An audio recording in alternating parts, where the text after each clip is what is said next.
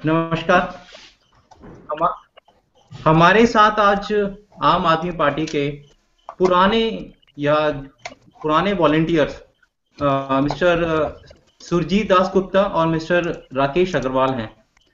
इन लोगों ने पार्टी के लिए बहुत ज़्यादा काम करा था, बहुत दिल से काम करा था। मिस्टर सुरजीत का क्वालिफिकेशन देखिए तो दैट वाज फिनोमिनल। और वो आम आदमी पार्टी के एक थिंक टैंक की तरह थे। आप लोगों ने इनको फेसबुक पे, ट्विटर पे आम आदमी पार्टी को अलग अलग पॉलिसीज पे डिफेंड करते हुए, अलग अलग पॉलिसीज के बारे में बात करते हुए बहुत सुना होगा। और हमारे साथ हैं मिस्टर राकेश अग्रवाल। आपने दिल्ली में ऑटो रिक्शा के पीछे पोस्टर्स जो आम आदमी पार्टी को बहुत प्रमोट कर रहे थे, वो आपने बहुत देखा होगा, जिनकी वजह से आम आदमी पार्टी को बहुत ज्यादा हेल्प मिली है अपनी प्रमोशन में।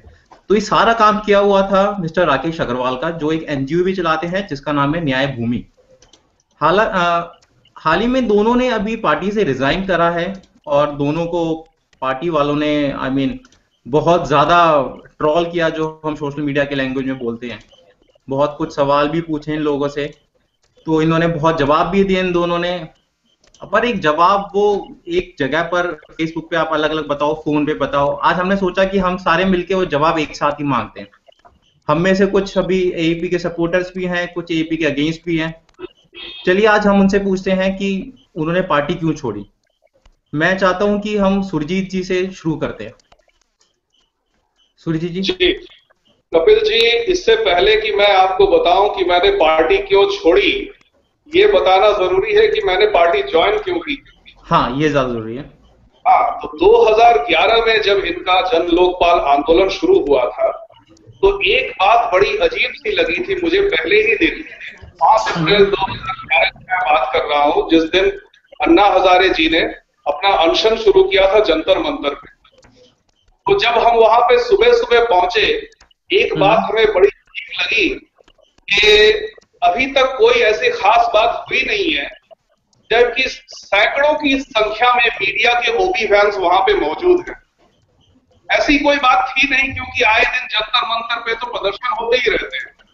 इसमें ऐसी क्या खास बात है, इतनी बड़ी मीडिया की जमघट क्यों है? और इससे पहले भी शक पैदा करने वाली एक बात हुई थी। इससे पहले 30 जनवरी उसी साल 2011 में इन्होंने एक बहुत बड़ा प्रदर्शन किया था। और उस वक्त जब हम प्रदर्शन से पहले वहां मौके पे पहुंच गए थे, तो हमने देखा कि कई ऐसे उत्साही लोग थे जो ए राजा और सुरेश कलमाडी की तस्वीरों को प्रदर्शन के दौरान उनपे कालिख पोत कर, जो कि वो बहुत बड़े बड़े स्कैंडल थे, उनको बदनाम करना चाहते थे। तो और ज्यादा उनके खिलाफ नारेबाजी वगैरह करना चाहते थे। तो कार्यक्रम के आयोजकों ने कहा कि हम इस प्रोग्राम को पॉलिटिसाइज नहीं करना चाहते। जनवरी की बात थी, तभी हमने थोड़ा सा शक हुआ था कि ये किस तरह की लड़ाई लड़ रहे हैं कि जिनके बारे में, जिनके ऊपर पूरा देश कर रहा है, और यहाँ कुछ उत्साही लड़के आए हुए हैं जो कहते हैं कि इनके पोस्टर पे हमें कालिख पोतना है, और ये प्रोग्राम के आयोजक कह रहे हैं कि नहीं, हम इसको पॉलिटिसाइज नहीं करना चाहते। खैर, वो बात नहीं रह गई। उसके बाद 5 अप्रैल का समय आया, तो पहली बार तो इस बात से शक था कि इतना बड़ा ओबी वैन का जमघट क्यों है। खैर, हम देखते रहे। अन्ना जी राजघाट से आए महात्मा गांधी का आशीर्वाद लेकर, और वो वहां पर बैठे। तो वहां बैठे इससे पहले ही जो आयोजक थे, उन्होंने घोषणा की कि हम ये मांग करते हैं कि हमें ज्वाइंट ड्राफ्टिंग कमेटी में बिठाया जाए। हाँ जी। दोबारा हमें शक हुआ कि जो क्रांतिकारी होते हैं उनकी ये भाषा नहीं होती कि हमें कमेटी में बिठा दो। क्रांतिकारी तो सीधा कहेंगे ये हमारा बिल है, ये हमें दे दो। अब वो तुम कमेटी में बिठा के दोगे या कैसे दोगे, ये तुम्हारा हेडेक है, हमारा सर दर्द थोड़ा ही है। बिल्कुल सही। तो उसके बाद हमने सोचा कि नहीं, चलो कोई बात नहीं, कुछ तो हो रहा है, क्योंकि पूरा देश परेशान था भ्रष्टाचार से। खैर, अन्ना जी आए, हाँ, फिर बहुत जोशीले भाषण भी हुए, और उसके बाद पहले दिन बहुत मॉडरेट सा क्राउड हुआ वहां पर। अगले दिन मीडिया ये कहने लगा कि 15,000 की भीड़ हुई है। मैं किसी के साथ भी इस पर चैलेंज लगाने को तैयार हूं कि जंतर मंतर पे 3000 से ज्यादा की भीड़ ला के देख ले, उसकी कैपेसिटी इतनी नहीं है। तो तमाम बातों को हमें ऐसा लगा कि कोई एक सरकार और ये जो आयोजक है कार्यक्रम के वो और मीडिया ये सेटिंग ऐसी हो सकती है कि हल्ला बहुत मचेगा। अब आप डेट देखिए, 5 अप्रैल को प्रदर्शन शुरू हुए, 8 अप्रैल को खत्म हो गए, 2 अप्रैल को वर्ल्ड कप फाइनल था और इसके बाद जब प्रदर्शन खत्म हुए उसके तुरंत बाद उस साल का आईपीएल सीजन शुरू होने वाला था। इस दौरान टीवी के दर्शक कूद रहे थे, उनको कोई तमाशा चाहिए था। तो इसलिए क्या हुआ कि एक ऐसा माहौल बनाया गया कि पूरे देश भर में एक ऐसा इंप्रेशन बैठे कि बहुत कुछ हो रहा है और अंततः सरकार को बदले में कुछ देना ना पड़े, इसलिए पहले से ही कमेटी की बात हुई। हाँ जी। आप आगे की बात देखिए, ये तो उस समय सिर्फ थियरी की बात थी, आगे क्या घटनाएं घटी। आने वाले महीनों में ये जब ज्वाइंट कमेटी में तो इनके रिश्ते धीरे धीरे सरकार के साथ खराब हो गए। हाँ जी। जब रिश्ते खराब हो गए, ये फिर से बैठे अगस्त में, जब ये फिर से बैठे उस वक्त एक हमें लगा कि सच में लोगों का गुस्सा फूट पड़ा है और सरकार की तरफ से ये बेवकूफी हो गई कि अन्ना को उन्होंने गिरफ्तार कर लिया। और उस वक्त हम अरविंद केजरीवाल से मिलने गए। हमारी अपनी संस्था है यूथ फॉर डेमोक्रेसी, हम लोकतंत्र के बारे में प्रचार करते हैं लोगों तक जा जाकर। तो हमने उसे ये भी कहा कि आप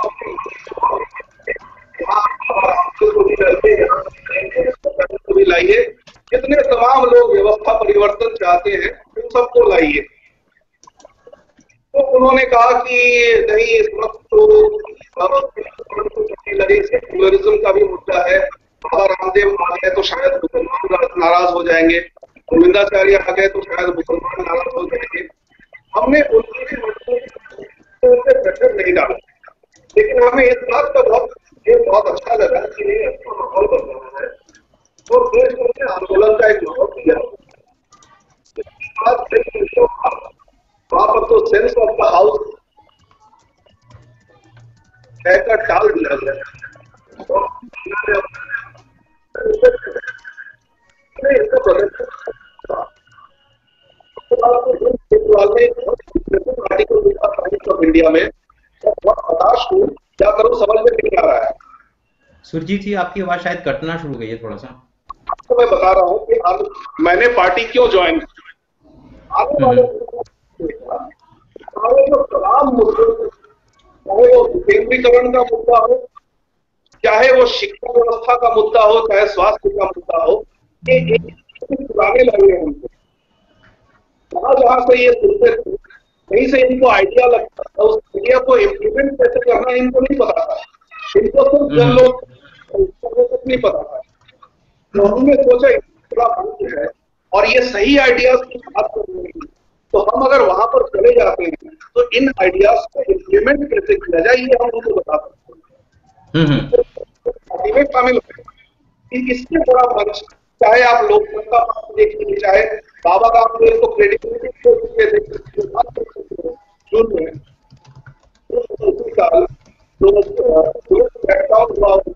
फिर वहां पे वो बात क्रेडिबिलिटी प्लेटफॉर्म उस वक्त यही था। और हमें ये लगा कि कांग्रेस, अगर आप कांग्रेस का इतिहास देखें तो कांग्रेस को किसी ब्रिटिश ने स्थापित किया था, लेकिन कांग्रेस बाद में जाकर कंट्रोल के बाहर हो और उन्होंने स्वतंत्रता आंदोलन की अगुवाई की।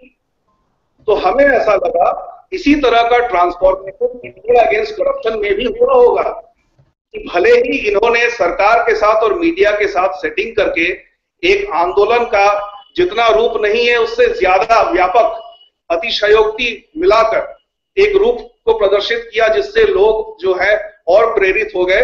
वो भले ही उन्होंने किया हो, उस रास्ते से अब वो सही रास्ते पे आ गए हैं। अब वो सच में आंदोलन करना चाहते हैं और पार्टी अगर बनेगी तो हर विषय पे कोई ना कोई राय होनी चाहिए। तो इसलिए उन्हें जरूरत पड़ेगी कि उन रायों को, उन आइडियाज को इंप्लीमेंट कैसे करें। तो इसलिए हमने ज्वाइन किया। ज्वाइन करने के बाद हमने देखा कि हमारी तरह ही तमाम पूरे भारतवर्ष से, जगह जगह से सैकड़ों हजारों की संख्या में लोग आ रहे हैं, बड़े उत्साही है, सब ज्वाइन कर रहे हैं, सब कंट्रीब्यूट करना चाह रहे हैं।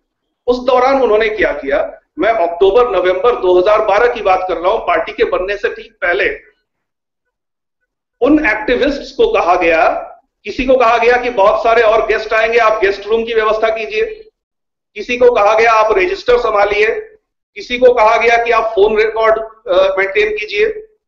मतलब कोई भी राजनैतिक काम उनको नहीं दिया गया, जबकि उन सबके पास सैकड़ों की संख्या में समर्थक मौजूद थे जो पार्टी के साथ जुड़ सकते थे।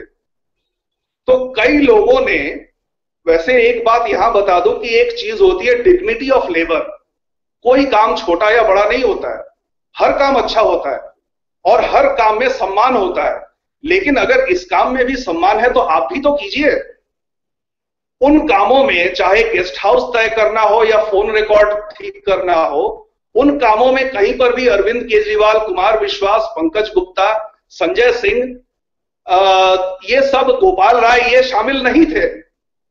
जितने लोग मदद करने आ रहे थे उनको ये इस तरह के मिनियल जॉब्स दे रहे थे और उनमें से कई मायूस होकर, अपमानित फील करके वो वापस चले गए। इस बीच एक और घटना घटी।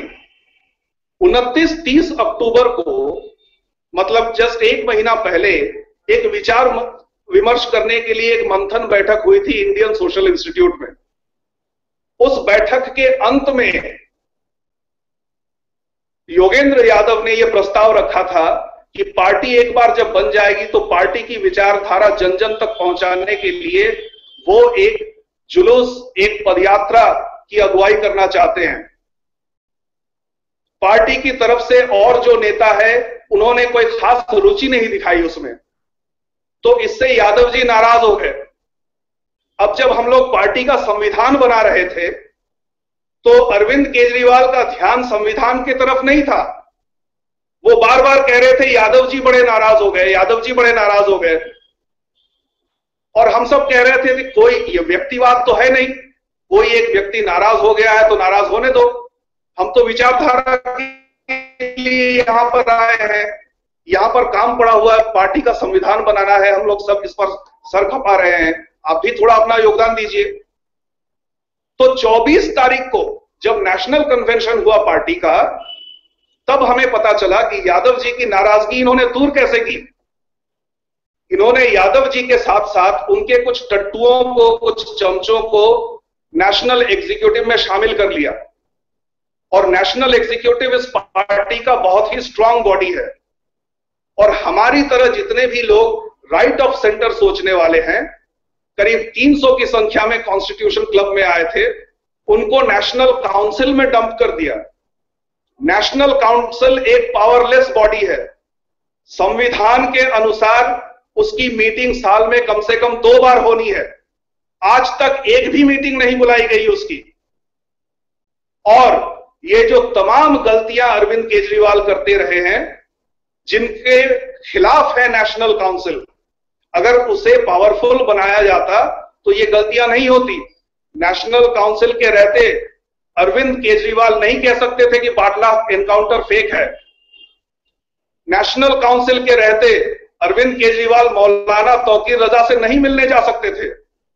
नेशनल काउंसिल के रहते ये जो पॉपुलिस्ट मेजर ले रहे हैं कि पानी मुफ्त में दे देंगे, कैसे दे देंगे, कहां है पैसा। तो ये तमाम जो आर्थिक मामलों में जो गड़बड़ी इन्होंने की है, और इससे पहले वो क्या कहते थे, आप पुराना कोई भी अरविंद केजरीवाल का वीडियो उठा लीजिए, जब भी उन पर ये इल्जाम लगता था कि ये लेफ्टिस्ट है, सोशलिस्ट है, तो ये कहते थे हम ना तो लेफ्टिस्ट है ना तो राइटिस्ट है, हमें जिस समस्या का जहां से समाधान मिल जाएगा हम वहां से ले लेंगे। तो इससे पहले अगर हम पार्टी छोड़ते झल्लाकर, फ्रस्ट्रेटेड होकर, तो लोग कहते आप तो परसेप्शन के आधार पर छोड़ गए।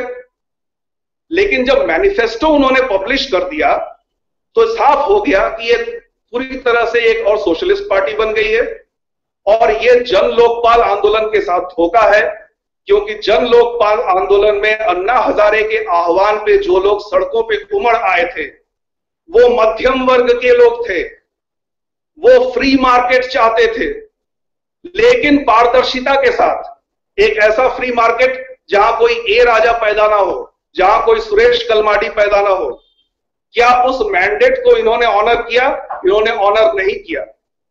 तो इसके खिलाफ आवाज उठाते हुए मैंने सुबह रिजाइन कर दिया। 20 तारीख को, 20 नवंबर को मैनिफेस्टो आया था। 21 के सुबह पूरा अध्ययन करने के बाद मैंने रिजाइन किया। शाम तक अरविंद केजरीवाल का कोई जवाब नहीं आया। वैसे वो लगातार ब्लैकबेरी में अपना फिडल करते रहते हैं, कोई भी जरूरी उन्हें मैसेज देना हो तुरंत देते। अगर वो इतना भी कह देते रुक जाओ यार थोड़ा बात तो कर लो, मैं रुक जाता। उन्होंने कोई परवाह ही नहीं की। और हर जगह जहां जहां पॉलिसी में उन्होंने गलतियां की, हम लोग ईमेल भेजा करते थे। मई के महीने तक ईमेल का जवाब आता था, भले ही वो न मानते हो हमारी बात, लेकिन हमें ये अच्छा लगता था कि चलो लोकतंत्र का जो मैकेनिज्म है वो काम कर रहा है, कम से कम जवाब तो दे रहे हैं। मई के बाद से उन्होंने जवाब देना छोड़ दिया और पार्टी को संकट से बचाने के लिए कई ईमेल किए, उनका कोई जवाब नहीं आया, उनपे कार्रवाई नहीं हुई। इस तरह से हमने रिजाइन कर दिया। उन्होंने इतना भी नहीं कहा रुक जाओ बात करते हैं। उसके बाद मैंने इस समाचार को पब्लिक कर दिया कि मैं रिजाइन कर चुका हूं। मैं बहुत छोटा व्यक्ति हूं, लेकिन एकाध 100 लोगों को मैंने कन्विंस किया होगा कि इस पार्टी के लिए वोट दो। उनके प्रति मेरा उत्तरदायित्व है कि उन्हें मैं बता दूं मैं इस पार्टी के साथ अब और नहीं हूं, और इन वजूहात से मैं नहीं हूं, इन कारणों की वजह से मैं नहीं हूं। अब आप निर्णय कर लीजिए। आप अगर इस पार्टी को वोट देते हैं तो उसका मॉरल ऑब्लिगेशन मेरे ऊपर नहीं है, क्योंकि मैंने अपनी पोजीशन क्लियर कर दी है। जी सुरजीत जी, अब आपसे हम सवाल थोड़ी देर में पूछेंगे। अब जरा हम क्षमा चाहूंगा, मैं थोड़ा ज्यादा वक्त ले लिया, लेकिन ये सब नहीं कहना नहीं नहीं नहीं नहीं नहीं, बहुत जरूरी था जो आपने बातें बताई, हम सबका जानना बहुत जरूरी था। एक वोट डालने के लिए हम सबको एक डिसीजन लेना पड़ता है, डिसीजन एक इंफॉर्मेशन पे ही बनता है। तो आपका इंफॉर्मेशन दिया आपने, बहुत अच्छा था। राकेश जी से मैं अब जानना चाहूंगा कि उन्होंने पार्टी क्यों ज्वाइन करी और बाद में क्यों छोड़ी।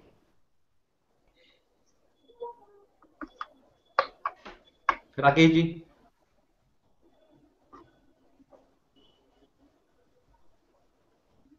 हम आपको नहीं सुन पा। ठीक है आवाज या चलिए ठीक है, मैं वहीं तो जैसे कि मैं बता रहा था कि 2011 में अन्ना के आंदोलन के दौरान दोनों वक्त अप्रैल में भी और अगस्त में भी हमने ऑटो चालकों से आह्वान किया था कि वो इस काम में साथ दें। ऑटो चालकों ने दिया भी, लेकिन अंदर टीम का हिस्सा बनकर मैंने यह हमारे किसी आदमी ने संस्था से कम नहीं किया। पिछले साल पार्टी बनाने से महीना भर पहले और इनसे बातचीत के दौरान कुछ हिंट मिला, इशारा मिला, तो हमने ऑटो चालकों को एक जगह बुलाया और इनसे उनकी मुलाकात, उनका परिचय करवाया गया। उसके बाद पार्टी बनी। मैं उसमें मौजूद नहीं था कॉन्स्टिट्यूशन क्लब में, जैसे कि सुरजीत ने कहा, या किसी मौके पर मैं दफ्तर में मेरा आना जाना नहीं था। दिसंबर जनवरी के आसपास हफ्ते में एक बार मैंने जाना शुरू किया। उन्हीं दिनों में हमने देखा कि पार्टी को कुछ खास तवज्जो नहीं मिल रही थी मीडिया द्वारा। अखबारों में, टेलीविजन पर या रेडियो में या कहीं किसी और प्रकार से भी पार्टी का कहीं कोई नाम निशान नजर नहीं आता था। और ऐसे में पार्टी का चलना और साल भर से कम समय उठ करके चुनाव लड़ना और जीतना एक बहुत बड़ा सपना ही साबित हो सकता था। इसलिए हमने एक रणनीति बनाई कि ऑटो रिक्शा को हम इस्तेमाल करेंगे प्रचार के लिए, और ऑटो रिक्शाओं को पार्टी से जोड़ना इसके लिए जरूरी है। तो हमने रणनीति के तहत रामलीला मैदान में कार्यक्रम रखा। वहां हमने ऑटो चालकों की सभा बुलाई। पुराने लोग बताते हैं कि विशाल सभा दिल्ली के इतिहास में ऑटो चालकों की आज तक नहीं हुई थी। हजारों की संख्या में ऑटो चालक आए, मैदान पूरा भर गया, ओवरफ्लो हुआ, बाहर भी 1500 गाड़ियां खड़ी रही। उसके बाद भी जगह नहीं मिली तो आखिर ऑटो चालक ने लाश लौटाए। वहां हमने 3 मुद्दे ऑटो चालकों के उठाए थे, बड़े सामयिक थे। ऑटो रिक्शा वालों को उसकी आवश्यकता थी उन मुद्दों पर कुछ हल निकले। अरविंद भाई को मैं समझाया कि इन मुद्दों पर आपको इस तरह से ऐसे बोलना है, वही बातें उन्होंने बोली। उसके अलावा और अपनी तरफ से 2-3 चीजें रखी, तो ऑटो चालकों ने उस बात को काफी पसंद किया, तालियां बजाई गई और वहां से आम आदमी पार्टी का अरविंद केजरीवाल ऑटो रिक्शाओं के साथ रिश्ता बना। उसके बाद हम लोगों ने भारी संख्या में ऑटो रिक्शाओं पर पोस्टर लगाने का काम शुरू किया। अरविंद जब अनशन पर बैठे थे तो तभी मीडिया कुछ विशेष ध्यान नहीं दे रहा था, तो उन दिनों में प्रशांत भूषण ने मुझसे कहा कि राकेश इस काम को तेज करो, पोस्टरों के काम को। हमने उस काम में तेजी दिखाई और पोस्टरों के काम में अपने कार्यकर्ताओं को 50-60 संख्या में हमने लगभग उनको लगा रखा। तो अभी 2 महीने पहले तक अरविंद कहते रहे हैं हर जनसभा में कि ऑटो रिक्शाओं पर पोस्टर लगाना हमारे लिए क्रिटिकल है, इसके बिना पार्टी नहीं चल पाएगी क्योंकि मीडिया नहीं दिखा रहा है।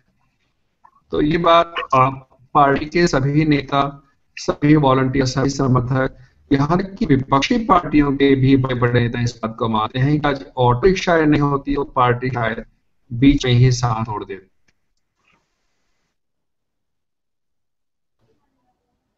तब तक किसी के पास कोई सुरजीत जी के लिए कोई सवाल हो तो पूछ सकता है। राकेश जी थोड़ी देर में दोबारा ज्वाइन कर रहे हैं।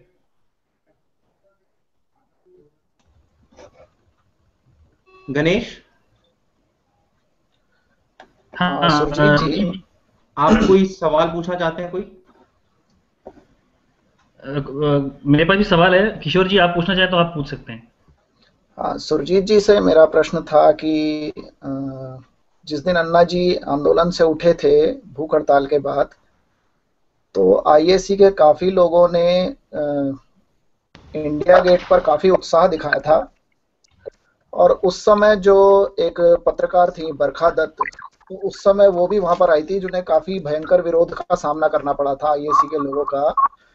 और उसका एक वीडियो आईएसी के पेज पर पोस्ट किया गया था जिसको केजरीवाल जी के कहने से हटाया गया था, ऐसा मुझे सूचना मिली थी। तो मुझे भी उस समय ही शक हुआ था कि ये भ्रष्टाचार का कम और अपने आप को प्रोजेक्ट करने का आंदोलन ज्यादा लग रहा है, स्पेशली केजरीवाल जी की तरफ से। तो इसमें कितनी सत्यता थी उस समय? जी कपिल जी, मेरी आवाज आती है अब तक?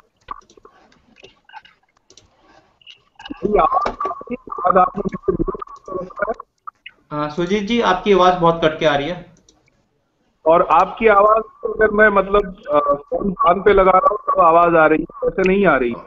ओके, आप बोलिए, आप उनके सवाल का जवाब दीजिए अगर आपने सुना हो तो। हाँ, मैंने सवाल उनका सुना। आपको मेरी आवाज आ रही है? हाँ जी, हाँ जी, हाँ जी, हाँ जी, मुझे आवाज आ रही है। आ रही है। अच्छा, तो मैं थोड़ा एक क्लैरिफिकेशन चाहता हूँ कि ये अप्रैल की बात कर रहे हैं या अगस्त? किशोर जी, आप अप्रैल की बात करें अगस्त की? नहीं, ये तब की बात है जब अन्ना जी आंदोलन से उठे थे। मेरे ख्याल से ये अप्रैल होना चाहिए। तो 2 बार हुआ था ना, एक बार जंतर जी, जो पहला था जो 5 दिन का जंतर मंतर। हाँ, जंतर मंतर वाला।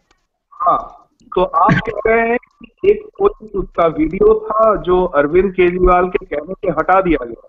जी, क्योंकि वो वीडियो उस समय तक बरखा दत्त जी का नाम नीरा राडिया टेप केस में आ चुका था, जिसके कारण लोगों में बहुत ज्यादा विरोध था बरखा दत्त जी का। और इंडिया गेट पे जब बरखा दत्त जी न्यूज को कवर करने के लिए आई थी तो वॉलंटियर्स ने वहां बहुत भयानक रूप से उनका विरोध किया था, जिसकी वजह से उन्हें जानना पड़ा था।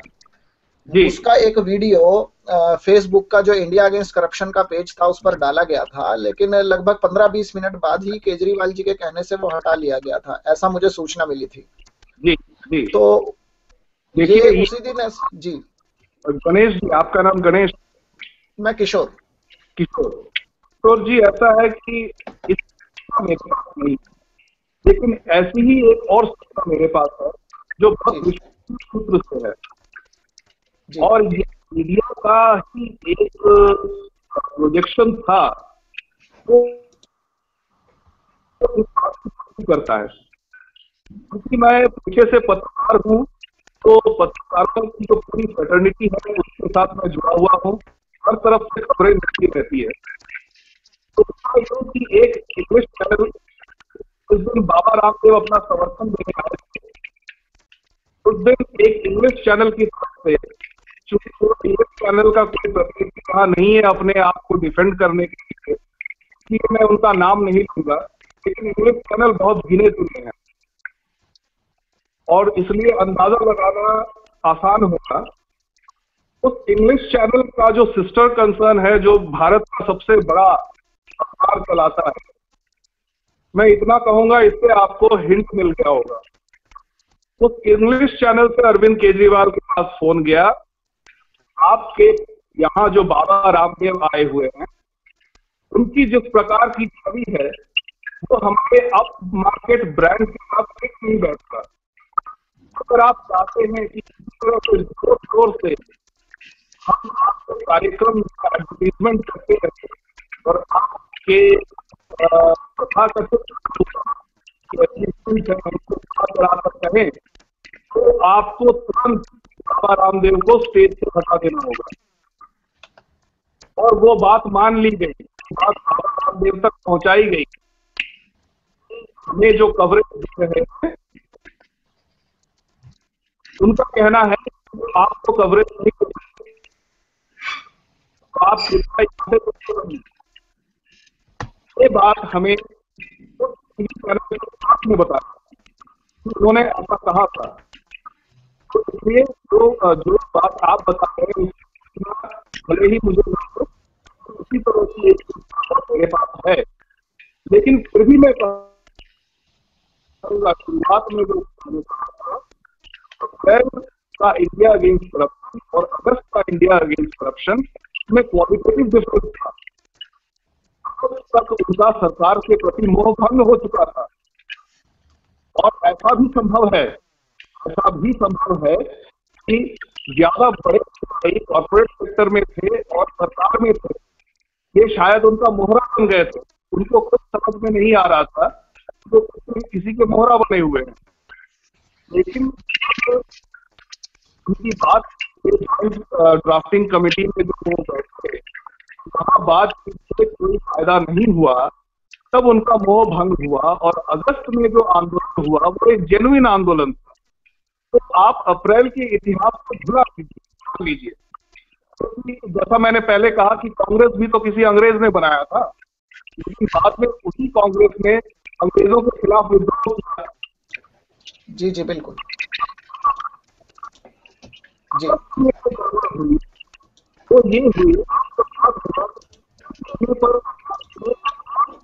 तोड़ा था विलासराव देशमुख के कहने पर। जी, विलासराव देशमुख कौन है? विलासराव वो है कि जब कांग्रेस महाराष्ट्र में अविभाजित थी, जी, तो शर्मा जी ने जब अनशन किया था तो जो मंत्री थे उन्हें बहुत मंत्रालय छोड़ना पड़ा था। जी जी, फायदा विलासराव को पहुंचा था। इसकी जानकारी अन्ना हजारे साधु किशन उनको समझ सही ही लगी होगी, लेकिन उस दौरान उनकी पृष्ठभूमि को मैं ज्यादा लंबा नहीं खींचना चाहूंगा। मैं सीधे मुद्दों पर आना चाहूंगा। क्यों मैं पार्टी में एक असंतुष्ट की भूमिका मुझे पड़ी। यहाँ मैं स्पष्ट कर देना चाहूंगा कि तकनीकी रूप से मैंने अभी पार्टी को छोड़ा नहीं है और उसका एक बात कारण ये है कि अरविंद केजरीवाल आम आदमी नहीं है, पार्टी में और बहुत सारे लोग हैं। अगर हम अरविंद केजरीवाल से सहमत नहीं है तो इसका मतलब नहीं है कि हम पार्टी छोड़ दें। मैं अभी भी उम्मीद करता हूँ पार्टी में बहुत होनहार बड़े अच्छे लोग मौजूद हैं और हम सब मिलकर कोशिश करें तो इसमें वो सब बातें नहीं है जिनकी वजह से हम पार्टी का साथ नहीं दे पा रहे हैं। तो जो मुख्य 4-5 बातें थी जिनमें से कुछ एक को मैं अरविंद के साथ पिछले 3 महीने में समय समय पे हल्के तरीके से उठाता रहा हूँ और जिनको मैंने एक पत्र की शक्ल में 28 अक्टूबर को अरविंद को लिखा था, ईमेल द्वारा उसे भेजा, प्रशांत भूषण और मनीष सिसोदिया को उनकी कॉपी भेजी और मैंने कहा कि इन मुद्दों पर हमें अंदर अपने बैठ करके 8-10 लोगों को बातचीत करने की जरूरत है समय कम है, इसलिए जितना जल्दी हो सके उतना हम करें। 1 हफ्ते 5 दिन 8 दिन के अंदर अंदर 12 दिन तक उसका जवाब नहीं आया तो मुझे मजबूरी में वो मीडिया के सामने रखनी पड़ी ताकि जनता तक और आम आदमी पार्टी के आम सदस्यों और कार्यकर्ताओं तक बात पहुंचाई जा सके। मुद्दे ये थे कि मुझे लगा कि पार्टी एक अंधी होकर के केवल और केवल अपने आप को ईमानदार बताकर और दूसरों को बेईमान बता करके सिर्फ इस बात पर चुनाव जीतना चाहती थी। मुझे ये ठीक नहीं लगा। पहली बात तो ये कि चुनाव इस तरह से नहीं जीता जा सकता, केवल ईमानदारी के बल पर नहीं। ईमानदारी तो हमारी एक योग्यता होनी चाहिए। ईमानदारी अगर हमारे अंदर नहीं है तो हमें राजनीति में रहने का कोई हक ही नहीं है। लेकिन ईमानदारी, हम ईमानदार हैं, सरकार हम बना देते हैं तो उसके बाद क्या करेंगे हम, और कैसे, क्या वायदे हम जनता से कर रहे हैं उनको कैसे पूरा करेंगे, सरकार कैसे चलाएंगे, इनके ऊपर बात होने की आवश्यकता थी। पर इसके बारे में सरकार में, हमारी पार्टी में पूरी खामोशी थी। जब मैंने और जिससे भी इस बात को उठाया, अधिकतर लोगों ने ये कहा कि इससे वोट नहीं मिलते, इससे चुनाव नहीं जीते जा सकते। मैं मानता हूँ कि चुनाव शायद नहीं जीते जा सकते, परंतु एक बड़ा वर्ग जनता का ऐसा भी है जो अपनी समझ से काम लेता है और जानना चाहता है कि हमारे पास एजेंडा क्या है गवर्नेंस के लिए। पर हमारे पास गवर्नेंस का कोई एजेंडा आगे नहीं। इसका सिर्फ एक उदाहरण मैं अभी आप लोगों के सामने रखना चाहूंगा। बिजली को लेकर के अरविंद केजरीवाल ने मार्क किया कि 10 लाख से ज्यादा लोगों ने शपथ ली कि हम बिजली के बिल नहीं भरेंगे, और उन्होंने शपथ पत्र भरकर दस्तखत करके पार्टी ऑफिस तक पहुंचे और उनको दिल्ली की मुख्यमंत्री शीला दीक्षित के पास पहुंचाया गया। अगर हम मान लें कि 10 लाख की जो संख्या है ये सही है और उसके बाद 10 लाख लोग बिजली के बिल नहीं भर रहे हैं, अब हम देखते हैं कि इस वायदे को कैसे पूरा किया जाएगा। घोषणा पत्र में यानी मैनिफेस्टो में जो 20 नवंबर 21 नवंबर को आया है उसमें लिखा है कि 4 महीने के अंदर बिजली के दाम आधे कर दिए जाएंगे। हालांकि पिछले 1-1.5 महीने से ये बात साथ में जोड़ी जा रही है कि सीएजी के ऑडिट के बाद, और घोषणा पत्र में भी ये बात कह दी गई है सीएजी के ऑडिट के बाद आधे कर दिए जाएंगे। मुझे ये नहीं समझ में आता है कि सीएजी का ऑडिट होगा, फिर फैसला होगा कि उसको आधा कितना उसको कम किया गया है, या पहले फैसला हो गया है और उसके बाद हम सीएजी के ऑडिट का एक नाटक रचेंगे। क्योंकि ये कुछ वैसा ही हुआ कि जज पहले तय करने की ये जो सामने आदमी खड़ा है मुझे इसको 10 साल की सजा सुनानी है और फिर मैं इसके ऊपर मुकदमा करूंगा, मुकदमा चलाऊंगा कि 10 साल की सजा तक इसको कैसे पहुंचाया जाए। 4 महीने का समय, और दूसरी बात 4 महीने का समय दिया गया है। उसमें कहते हैं कि 3 महीने में हम सीएजी का ऑडिट कराएंगे, उसके बाद 1 महीने के अंदर हम कीमतें आधी कर देंगे। कानूनों का जो प्रोसेस है, प्रक्रिया है, जो नियम है लागू होते हैं, उनका कुछ अध्ययन मैंने भी किया है और मैं समझता हूँ कि कम से कम 5 महीने का समय लगेगा कीमत को कम या ज्यादा करने में, और वो भी तब जब आपके सहमति के अनुसार डीईआरसी के सदस्य बैठे हुए हों। उसके बाद अगर आप कम कर भी देते हैं तो हाईकोर्ट का रास्ता खुला है इन कंपनियों के पास। 24 घंटे का समय नहीं लगेगा इनको स्टे ऑर्डर लाने की, और 2-3 साल के लिए मामला लटक जाएगा। मैं सिर्फ अरविंद केजरीवाल से एक वायदा चाहता था और अभी भी चाहता हूँ कि जब तक वो आगे नहीं हो जाते, जिसमें 2 साल 4 साल जितना समय उन्होंने लगाना है लगाए हैं, तब तक वो जनता से एक भी पैसा बिजली के बिलों का वसूल नहीं करेंगे। उनका अपना वायदा था कि जब तक बिजली के दाम आधे नहीं हो जाते आप बिल मत भरिए।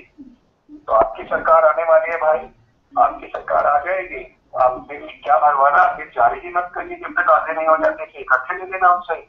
पर क्या सरकार इस तरह से चलती है? ये एक वायदा किया गया और मैं समझता हूँ कि अरविंद केजरीवाल इस बात को अच्छे से जानते हैं, पर वोटों के लिए उन्होंने इस तरह का झूठा वायदा जनता के सामने रखा है। उसके ऊपर किस तरह से पलटी खाई जाएगी इसको वो ही जानते हैं। पर मैं समझता हूँ बात से पलटना तो जरूर पड़ेगा, उसके बिना तो गुजारा नहीं है। किसको दोष दिया जाएगा, कैसे किया जाएगा, इसके अनेक तरीके अरविंद केजरीवाल के पास। दूसरा मुद्दा हम जन लोकपाल का लेते हैं। मान भी लिया जाए कि जन लोकपाल केवल दिल्ली पर लागू होगा, पर लॉ एंड ऑर्डर की इन्वेस्टिगेशन की पावर सरकार के पास नहीं है।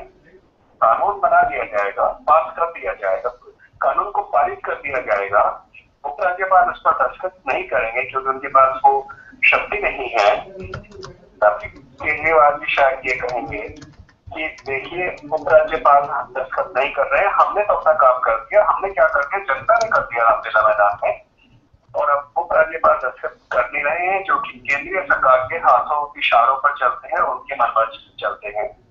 केंद्रीय सरकार में भ्रष्ट लोग बैठे हुए हैं, हमें भ्रष्टाचार मिटाना है, पहले वहां का भ्रष्टाचार मिटाना है, वहां पर हम ईमानदार लोगों को भेजना पड़ेगा। इसलिए लोकसभा में आप ईमानदार लोगों को भेजिए, तभी ये जन लोकपाल आएगा, वरना जनता की मांगों की कोई सुनवाई देश में नहीं है। यानी कि लोकसभा की 7 सीटों के ऊपर अब उनकी नजर होगी। इसी लोकपाल का इस्तेमाल करके वो दिल्ली में सरकार बनाना चाहते हैं, इसी जन लोकपाल का इस्तेमाल करके वो केंद्र में भी अपने आदमी भेजना चाहेंगे। मेरी केजरीवाल जी से एक मांग है, वो 29 दिसंबर कह रहे हैं, मैं उनको 31 जनवरी देने के लिए तैयार हूँ। क्या वो 31 जनवरी तक हमको एक लोकपाल अच्छा बुरा उसको छोड़ दीजिए, प्रभावी होगा नहीं होगा उसको भी हम छोड़ देते हैं, परंतु क्या वो 31 जनवरी तक लोकपाल कानून लागू कर देंगे बिना कोई भी किंतु या परंतु लगाए हुए? नहीं कर सकते। इसी तरह से पानी है या झुग्गी झोपड़ियों को लेकर कुछ वायदे किए गए हैं या परिवहन व्यवस्था को लेकर वायदे किए गए हैं, कहीं से कोई वायदा, अधिकतर बड़े बड़े वायदे मुझे पूरे होते हुए नजर नहीं आते। और इसका सबसे बड़ा कारण ये है, हमने पहले वायदे किए हैं उसके, लेकिन उन वायदों को पूरा कैसे करेंगे उसके बारे में सोचा ही नहीं है, यानी कि हमारे पास कोई एजेंडा ही नहीं है। यही वायदे हम पिछले 65 साल से सुनते आए हैं, इसी तरह के घोषणा पत्र हम 65 साल से देखते आए हैं। हमारा समाज वही का वही है, यानी बिना एजेंडा के पार्टी चल रही कि एजेंडा बनाया जाए, समय कम है तो 1 हफ्ते में बना लेते हैं, चलिए कुछ तो बनेगा। घोषणा पत्र और वायदे नहीं करेंगे हम, वायदों के पीछे की कहानी भी हमारे पास योजना भी उसकी होनी चाहिए, कुछ समझ होनी चाहिए, हमारे पास कुछ नीतियां होनी चाहिए, वो सब गायब है, नीतियां नहीं है। हालांकि सुरजीत कहते हैं कि पूरी तरह से सोशलिस्ट एजेंडा है, बात में सच्चाई हो सकती है, लेकिन जब आप लुभावने वायदे करते हैं तो वो अपने आप सोशलिस्ट हो जाता है, उसके लिए अलग से सोशलिस्ट विचारधारा की आवश्यकता नहीं है। दूसरा मेरा एक बड़ा मुद्दा ये था कि पार्टी डिसऑर्गेनाइज है।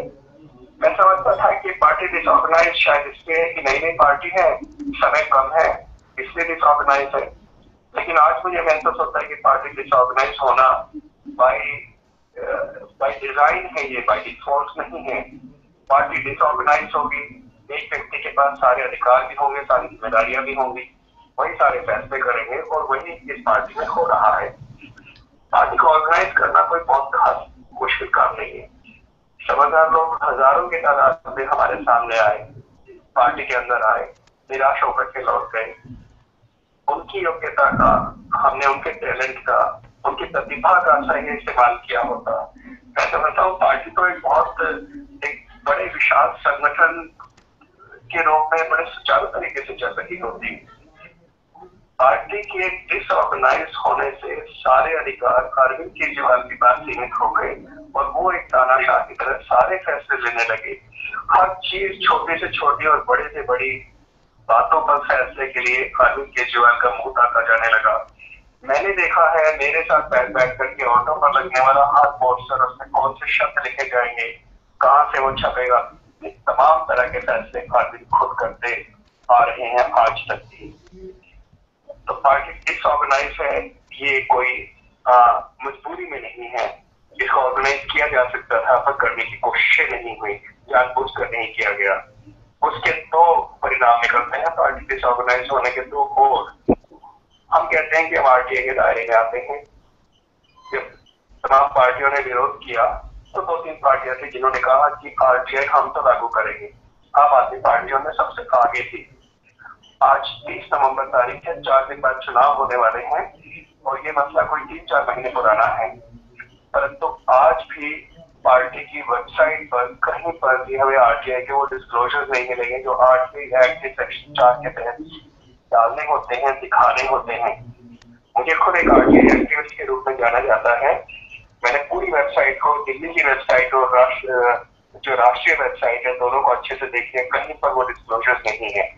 कल एक टीवी चैनल के सामने प्रोफेसर आनंद कुमार आए हुए थे, मैं था वहां भी ये सवाल उठी, तो उन्होंने माना कि हाँ हो सकता है क्योंकि पार्टी नहीं है, छोटी है। हम खुद आरटीआई का पालन नहीं कर रहे हैं, आवेदन दिए जा रहे हैं, 50 दिन तक उनका जवाब नहीं दिया जा रहा है।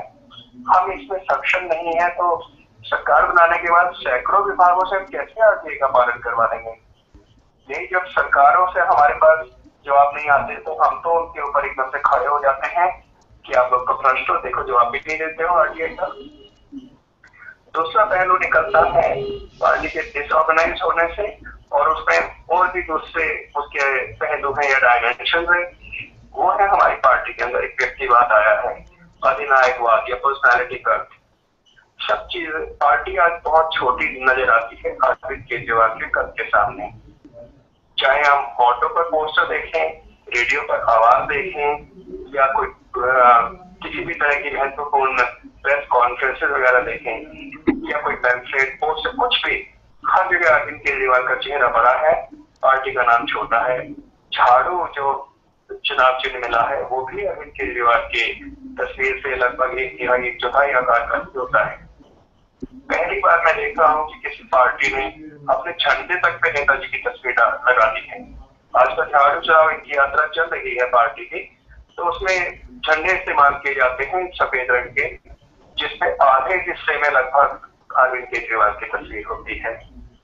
अरविंद कहा करते हैं, मीडिया ने भी ये सवाल कई बार उठाया, तो अरविंद ने कहा कि मेरे अलावा आप किसी का इंटरव्यू दिखाते ही नहीं हो, हमारी मजबूरी है कि मेरा ही नाम सबसे आगे रखना पड़ता है।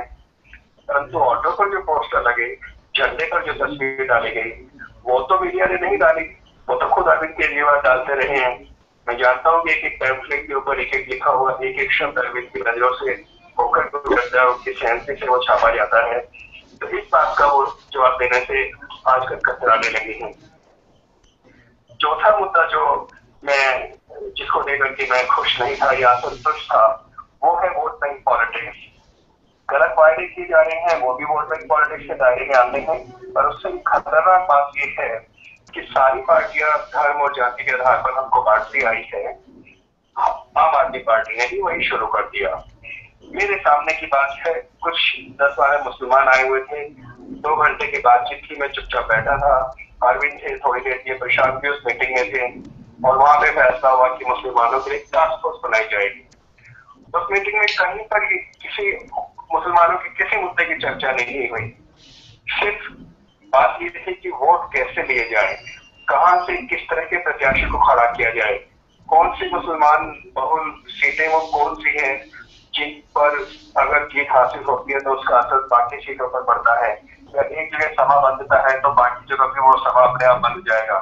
सिर्फ और सिर्फ चुनावों को लेकर के और मतों को अधिक से अधिक संख्या में एकत्र करने को लेकर के बातें हो रही थी, और एक फैसला किया गया कि मुसलमानों के लिए टास्क फोर्स बना दो, और प्रशांत भूषण को उनका उस टास्क फोर्स का मुखिया बना दिया जाए। ये भी विचार वहां पे पैदा हुआ, क्योंकि वो मुसलमानों के लिए हाई कोर्ट और सुप्रीम कोर्ट में अक्सर केस वगैरह करते रहे हैं, तो मुसलमानों के बीच में उनकी छवि बेहतर है। वो टास्क फोर्स बनी कि नहीं बनी मुझे मालूम नहीं है, और सिखों के लिए सब जरूर बनाया गया, और ये चीज मैंने अखबार में पढ़ी। सिखों के लिए सिखों की ऐसी कौन सी समस्या है जो बाकी लोगों की नहीं है, मुझे समझ में नहीं आता। 1984 के दंगों में सिख प्रभावित हुए, फिर तो और भी तरह के दंगे दिल्ली में और बाकी देश में हुए हैं, जिसमें कभी हिंदू, कभी मुसलमान या कभी किसी और धर्मीय जाति के लोग प्रभावित होते हैं। क्या उनके लिए भी सेल बना दिया जाए? एक दंगे होना एक समस्या है, दंगों में जो लोग प्रभावित हुए उन लोगों की एक समस्या है। इन समस्याओं की तरफ ध्यान देने की जरूरत थी, न कि सिखों के लिए अलग से सेल बनाने की। और दंगों को अगर हम एक तरफ हटा दें तो सिखों की कोई अलग से समस्या नहीं है। बहुत सारे सिख भाइयों से मैं बात कर चुका हूँ, और अधिकतर तो उनमें कहते हैं कि दंगों से भी हमारा कोई लेना देना नहीं, पर जो थोड़ा उसको महसूस करते हैं तो वो कहते हैं इसके अलावा तो हमारा कोई ऐसा कुछ है ही नहीं, अपने आप को तो हम खुद हिंदू मानते हैं। तो ये सिखों के लिए जो वोट ये बनाया गया है, वोट बैंक पॉलिटिक्स के अलावा ये कुछ नहीं है।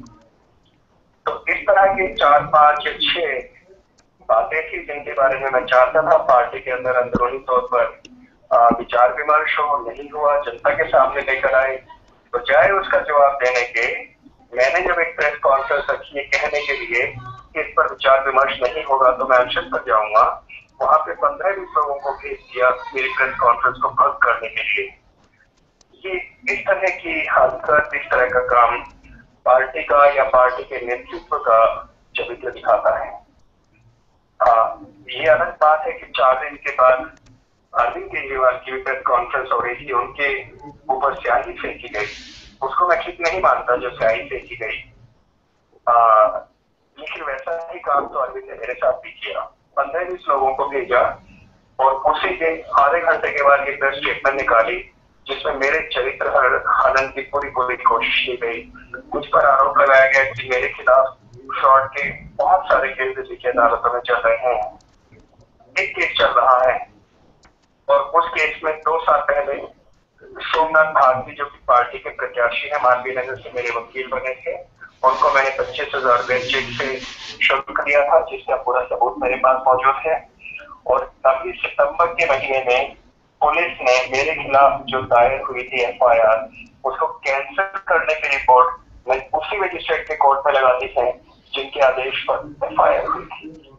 पूरी जांच पड़ताल कर दी गई, एक बार के बराबर भी सबूत नहीं मिला और ये 9 या 16 दिसंबर को अगली तारीख है, उसमें वो FIR पूरी तरह से कैंसिल हो जाएगी जो कि पुलिस अपनी रिपोर्ट दे चुकी है। तो ऐसे में ये आरोप लगा देना कि बहुत सारे केस चल रहे हैं, मैं जानना चाहूंगा कि वो कौन कौन से केस है, कौन सी अदालत में है, उसका स्टेटस क्या है।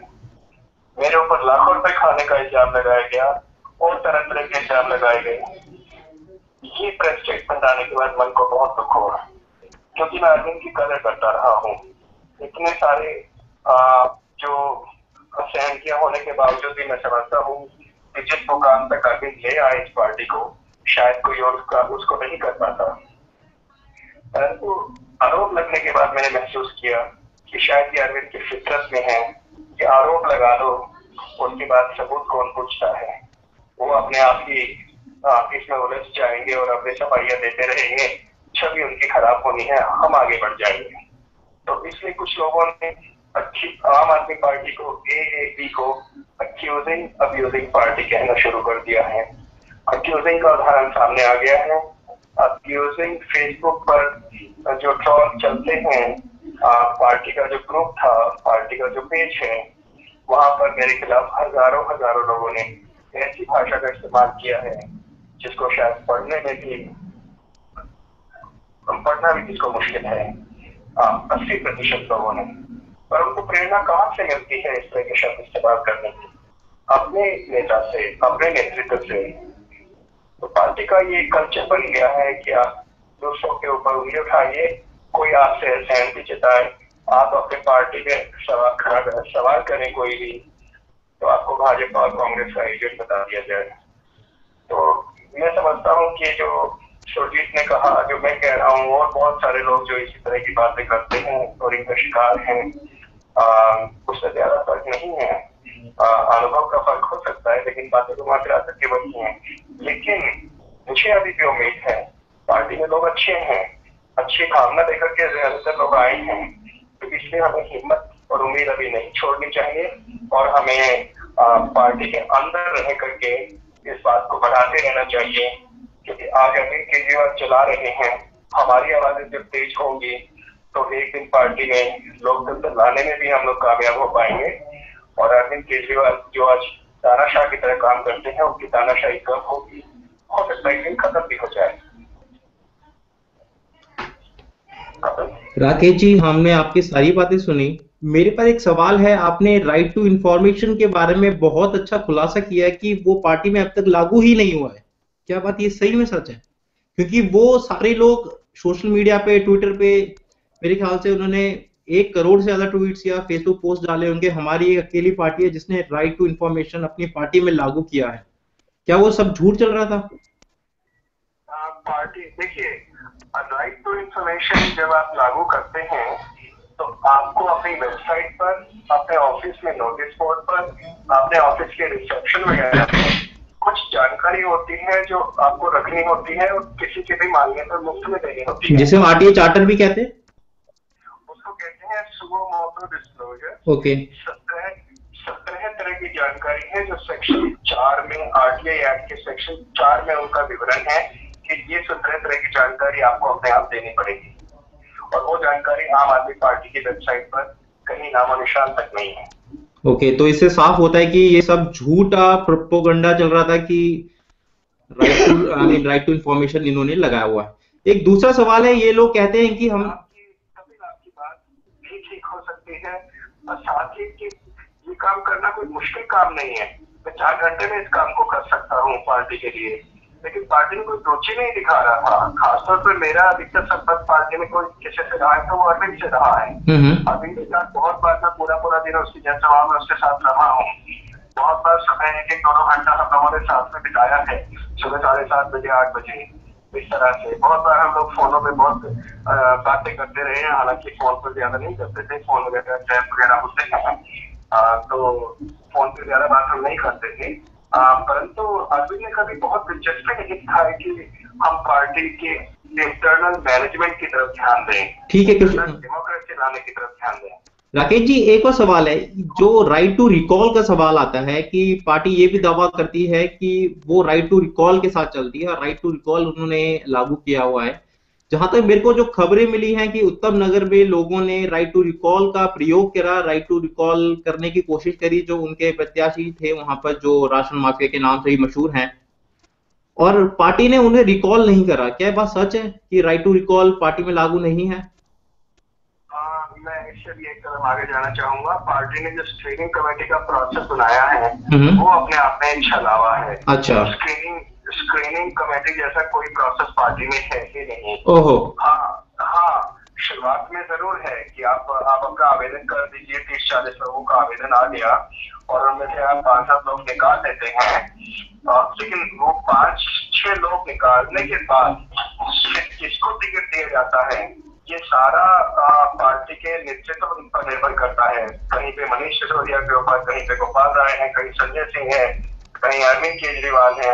इसका उदाहरण अगर मैं आपको दो, दिमागपुर में इसको लेकर के बहुत सारी मुसीबतें पार्टी के लिए खड़ी हुई। वहां पे लगभग पूरी तरह से विद्रोह की स्थिति पैदा हो गई थी, तो उनको वहां से अपने कैंडिडेट को कैंसिल करके दूसरे कैंडिडेट को खड़ा करना पड़ा। यही कुछ ऑटो चालकों के साथ भी हुआ। भाग सिंह का चुनाव हो गया था, लेकिन उसके बाद पार्टी ने अपने मन मर्जी से भाग सिंह का टिकट कैंसिल कर दिया, जो कि एक ऑटो चालक थे, और वो टिकट आखिरी दिन में भाजपा से पार्टी में आए धर्मवीर सिंह को दे दिया गया। कोई प्रोसेस में उसमें उनको टिकट देने में किसी प्रोसेस को बिल्कुल भी फॉलो नहीं किया गया। कोई उन जनता से कमेंट्स नहीं मंगवाए गए कि आप बताइए आपके खिलाफ आपके पास इसके खिलाफ कुछ है, तो ये पूरे का पूरा दिखावा ही हुआ। तो राइट टू रिकॉल पे भी कुछ बोलना चाहेंगे? राइट टू रिकॉल तो एक और बड़ी चीज हो जाती है, जब ये बेसिक चीजें ही पूरी नहीं हो रही तो। अच्छा, तो राइट टू रिकॉल का भी छलावा है, राइट टू रिकॉल भी पार्टी में नहीं है। तो आपकी एक बात से बहुत अच्छी बात निकल के आती है कि ये लोग पहले कांग्रेस को चोर बोलते हैं, बीजेपी को चोर बोलते हैं। जब इनका कोई बंदा कांग्रेस से बीजेपी का पार्टी में आ जाता है तो एक दिन में वो गंगा नहा लेता है, साफ हो जाता है मतलब। ओके, तो मैं आपके लिए, आपको फोन पे रहिएगा, मैं आपके लिए कोई सवाल लेता हूं। अगर कोई सवाल पूछना चाहता है तो मैं आपको यहाँ पे दोहरा दूंगा फोन पर। कपिल, मैं पूछूं एक सवाल? हाँ जी, आप सवाल पूछिए। हाँ, अच्छा, मैं गणेश। नमस्ते राकेश जी, नमस्ते सुरजीत जी। मैं आपको फॉलो करता हूँ ट्विटर पे जी, और राकेश जी आप तो मुझे जानते हो, फेसबुक पे आप मेरी फ्रेंड लिस्ट में हो। तो मेरा सवाल, पहले मैं ये बता दूं कि मैं बीजेपी समर्थक हूँ, पर मैं I was very involved in the IAC movement, and I am really unhappy with the way BJP is dealing with corruption.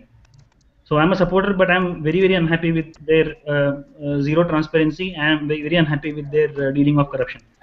So IAC movement में I had contributed financially. I wanted to go personally, but I couldn't do it that time. But आम Aadmi party form हुई थी तो I was very skeptical about it, क्योंकि मुझे ये लगा था कि जैसे पार्टी स्टार्ट हुई, उन्होंने the thing they started is expose. उन्होंने एक्सपोजे से अपना करियर स्टार्ट किया था, और तभी मुझे पता चला था कि अगर आप दूसरों पर कीचड़ उछालोगे तो बाकी भी आप पर जब वक्त आएगा तब कीचड़ उछालेंगे. तो इसीलिए मैंने आम आदमी पार्टी को सपोर्ट नहीं किया. not that they exposed any BJP leader or Congress leader, it is not about that, but exposé की पॉलिटिक्स कभी लॉन्ग टर्म नहीं चलती, इसीलिए मैंने सपोर्ट नहीं किया आम आदमी पार्टी को। फिर पर मुझे उनकी कुछ बातें अच्छी लगी। उन्होंने कहा कि हम लोग क्रिमिनल्स को टिकट नहीं देंगे, हम लोग केवल 7-6 वालों को टिकट देंगे, आम आदमी को टिकट देंगे, केवल क्वालिफाइड लोगों को टिकट देंगे।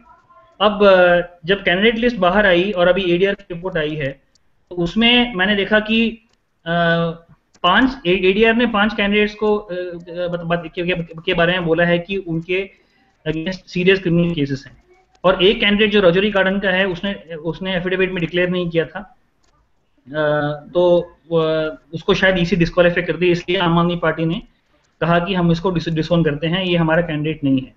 अब मेरी आम आदमी पार्टी वालों से ऑनलाइन बहुत बात होती रहती है। अब मुझे ये बोलते हैं कि जो ये बाकी के 5 जो कैंडिडेट्स हैं जिनके ऊपर सीरियस क्रिमिनल केसेस हैं, वो सारे पॉलिटिकली मोटिवेटेड केसेस हैं, और मुझे ये बताया गया कि ये सारे लोग अन्ना आंदोलन में बहुत जोर शोर से हिस्सा लिए थे, इसलिए उनके ऊपर केसेस डाले गए which they are proud about. I was told we are really proud that we have these cases. पर जब मैंने और जांच पड़ताल की तो मुझे पता चला कि उनमें से एक जो कैंडिडेट है, जो है राकेश गर्ग, जो I am not sure from which constituency, Rohini से हाँ, रोहिणी, एग्जैक्टली रोहिणी से है। उसके अगेंस्ट जो केसेस हैं, दे आर नॉट फॉर अन्ना आंदोलन। One case is under IPC 253, which is fraud under, not exactly a fraud, it's a currency misappropriation, possession of coin which is altered. So which in a layman term it's a fraud. I'm not saying it's a fraud in the legal terms, but in layman terms it's a fraud. तो जब मैंने ये point किया तो मुझे बताया गया कि नहीं, केवल एक बंदा स्लिप किया है, बाकी बंदे अच्छे हैं। तो मैंने और जांच पड़ताल की, मुझे पता चला कि गोपाल राय हैं, उनके अगेंस्ट जो केस है क्रिमिनल इंटिमिडेशन एंड राइटिंग, वो 1999 से है। अब आप मुझे बताएं कि भाजपा में जो और कांग्रेस में जो कैंडिडेट्स हैं, वो सारे they are all highly politically active, वो बहुत सालों से पॉलिटिक्स में हैं। इट्स क्वाइट ऑब्वियस दैट उनके अगेंस्ट भी ऐसे ही केस होते हैं कि फ्रिविलियस पॉलिटिकल केसेस, कि आप कोई भी you participate in any protest, police will put a case against you. अब मेरा सवाल ये है कि आम आदमी पार्टी में जब ये बोलते हैं कि हमारे कैंडिडेट साफ हैं, तो why do they accept candidates with any case? They should, जब वो बोलते हैं कि बाकी पार्टी के कैंडिडेट्स साफ नहीं हैं, आप देखोगे तो बाकी कैंडिडेट्स के अगेंस्ट भी सिमिलर केस ही हैं ज्यादा से ज्यादा। तो ये डिफरेंस क्या हुआ? अभी प्रॉब्लम मुझे ये हो रही है कि मैं काफी खुश था कि अगर आम आदमी पार्टी अच्छे लोगों को खड़ा करेगी तो BJP and Congress will also be forced to put good people. But now what has happened is that Aam Aadmi Party खुद, सुजा आप, I can hear you Surjit, Aam Aadmi Party खुद अच्छे लोगों को खड़ा नहीं कर रही है, तो it's quite obvious that other parties also won't do. तो what exactly are they trying to solve in criminalization of politics? जी, आपका सवाल आप मुझे पूछ रहे हैं? मैं आप दोनों को पूछूंगा, आप कोई भी जवाब दे सकते हैं। आपने जो पेशकश की उसमें कई सवाल हैं, तो मैं 1 by 1 वो सवाल लेता हूं। मेरा और मैं जिस संस्था में,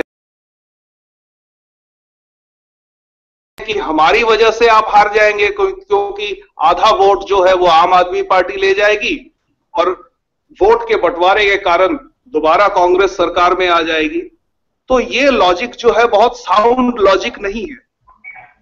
तो इस तरह से तो आप कह सकते हैं कि बंगाल में तृणमूल कांग्रेस की वजह से आप घुस नहीं पा रहे हैं। आप कहेंगे कि तमिलनाडु में अन्ना डीएमके और डीएमके की वजह से आप घुस नहीं पा रहे हैं। आप कहेंगे कि उड़ीसा में बीजेडी की वजह से आप घुस नहीं पा रहे हैं, और इसी प्रकार दिल्ली में आम आदमी पार्टी की वजह से दोबारा एक बार कांग्रेस की सरकार आ रही है। तो वो लॉजिक मुझे साउंड नहीं लगता। अब उसके आगे की बात पे मैं आता हूं कि अब जब पार्टी बनने वाली थी, तब जो लेफ्टिस्ट इंटेलेक्चुअल हैं उनको समझ में आ गया कि इंटेलेक्चुअल तौर पे ये बिल्कुल खाली है इनका दिमाग। वहां पर जो एक वैक्यूम है, उस वैक्यूम को भरा जा सकता है। तो ये योगेंद्र यादव एक बहुत ही छोटी मोटी पार्टी चलाते थे उस समय। आप लोगों ने पता नहीं, खासकर युवा वर्ग में कितनों ने सुना होगा, नहीं सुना होगा, समाजवादी जन परिषद। इसकी स्थापना किशन पटनायक जी ने की थी, लेकिन किशन पटनायक जी के बाद और कोई इस पार्टी को किसी बड़े मुकाम तक ला नहीं पाया। तो अब जब उनके पास ये इंटेलेक्चुअल पूंजी थी, तो उन्होंने सोचा कि ऑक्यूपाई करने का एक बहुत अच्छा मौका है, क्योंकि इनको तो ढेले भर की समझ नहीं है कि फॉरेन पॉलिसी क्या होनी चाहिए, एग्जिम पॉलिसी क्या होनी चाहिए, है ना। अगर कम्युनिटी स्पेसिफिक पॉलिसी है तो वो भी क्या होनी चाहिए, बिल्कुल सही, ये सब नहीं पता था। तो इसलिए वो आकर ऑक्यूपाई कर गए, और उनको जो बैलेंस कर सकता था, इस तरह के तमाम जो लोग थे। सबसे पहले तो फर्स्ट प्रेजेंटेशन में एक बात और भी मेरी छूट गई थी कि जो कॉन्स्टिट्यूशन क्लब में आए थे, उसमें कई सौ ऐसे भी लोग थे जिनको घुसने नहीं दिया गया, और वो बहुत मायूस होकर और नाराज होकर चले गए कि यहां से व्यवस्था परिवर्तन नहीं हो सकता, हम वापस अन्ना के पास जा रहे हैं। उनमें कई ऐसे भी रहे कि जिन्होंने सोचा था कि लेसन इविल जो होता है, हमारे यहां चुनाव किस प्रकार होता है, ज्यादातर राज्यों में 2 पार्टियां रह गई हैं, प्रमुख पार्टियां। तो जनता के पास कोई चॉइस होता नहीं है। एक पार्टी 5 साल राज करती है, वो भी भ्रष्टाचार में लिप्त नजर आती है, तो अगली पार्टी आ जाती है। 5 साल में जो पुराना भ्रष्टाचारी था उसका भ्रष्टाचार कम नजर आने लगता है, तो फिर से दोबारा उसी को वही 2 का साइकिल चलता रहता है। तो हमारा मिशन जो था, कभी भी लेसर इविल तैयार करने का मिशन नहीं था। अगर लेसर इविल ही तैयार करना होता तो बहुत पुरानी बात है, लोगों की सोच है ये कि बीजेपी जो है वो कांग्रेस से लेसर इविल है, तो इसलिए कांग्रेस को हटाने के लिए बीजेपी को वोट दे दो। तो अब आपने एक और लेसर इविल तैयार कर दिया। तो अभी संदेश जनता को यह देना है कि हमारे पास मिशन ये था कि 2 पार्टियों में लेसर इविल हम चुनते आ रहे हैं, तो एक ऐसी पार्टी बनी जिसमें बिल्कुल इविल हो ही नहीं, वो मिशन समाप्त हो चुका है। अब 3 विकल्प हैं आपके सामने, और तीनों में से आपको चुनना है कि लीस्ट इविल कौन है, उसको आप दीजिए। बिल्कुल साफ सुथरी स्पॉटलेस पार्टी अब कोई नहीं रही, और इस वजह से मिशन के फेल होने की वजह से हम निकल आए, क्योंकि लेसर इविल बनाना हमारा मिशन था ही नहीं। इससे पहले राकेश जी ने जो प्रेजेंटेशन दिया, उससे भी उसकी पुष्टि करते हुए, क्योंकि मैं सोच रहा था इस बात को मैं पब्लिक के सामने लाऊं या न लाऊं, क्योंकि इसका कोई प्रूफ तो है नहीं। हम उस पार्टी में कोई स्टिंगर बन के नहीं गए थे या किसी और पार्टी के एजेंट बन के नहीं गए थे। जब इस तरह की कम्युनल बातें हो या कास्टिस्ट बातें हो तो फट से हम रिकॉर्ड कर लें, उसके बाद जनता को सुना दें कि देखो भाई ये तो ये बोल रहा है। लेकिन चूंकि राकेश जी ने उस तरफ इशारा किया, इसलिए मैं भी कह सकता हूं कि मैं अरविंद केजरीवाल के साथ उनके घर पे नाश्ता कर चुका हूं, उनके साथ काफी समय बिता चुका हूं, रात का डिनर कर चुका हूं, और दिल्ली में घूमते समय कई बार लॉन्ग ड्राइव पे हम लोग साथ साथ होते थे गाड़ी में, और बहुत गिने चुने लोग गाड़ी में होते थे। ऐसे कई मौके आए जब वो प्लान बनाते हुए नजर आए कि मुसलमानों को कैसे वर्गलाया जा सकता है। देखिए, मुसलमानों के लिए कुछ करना बहुत अच्छी बात है। सच में कुछ ऐसी समस्याएं हैं जो सिर्फ टिपिकली मुसलमानों की ही समस्या है। जैसे मैं एक उदाहरण देता हूं, आप कभी निजामुद्दीन बस्ती में जाकर काम कीजिए, आप कभी वजीरपुर में जो मुसलमान के इलाके हैं वहां जाकर काम कीजिए।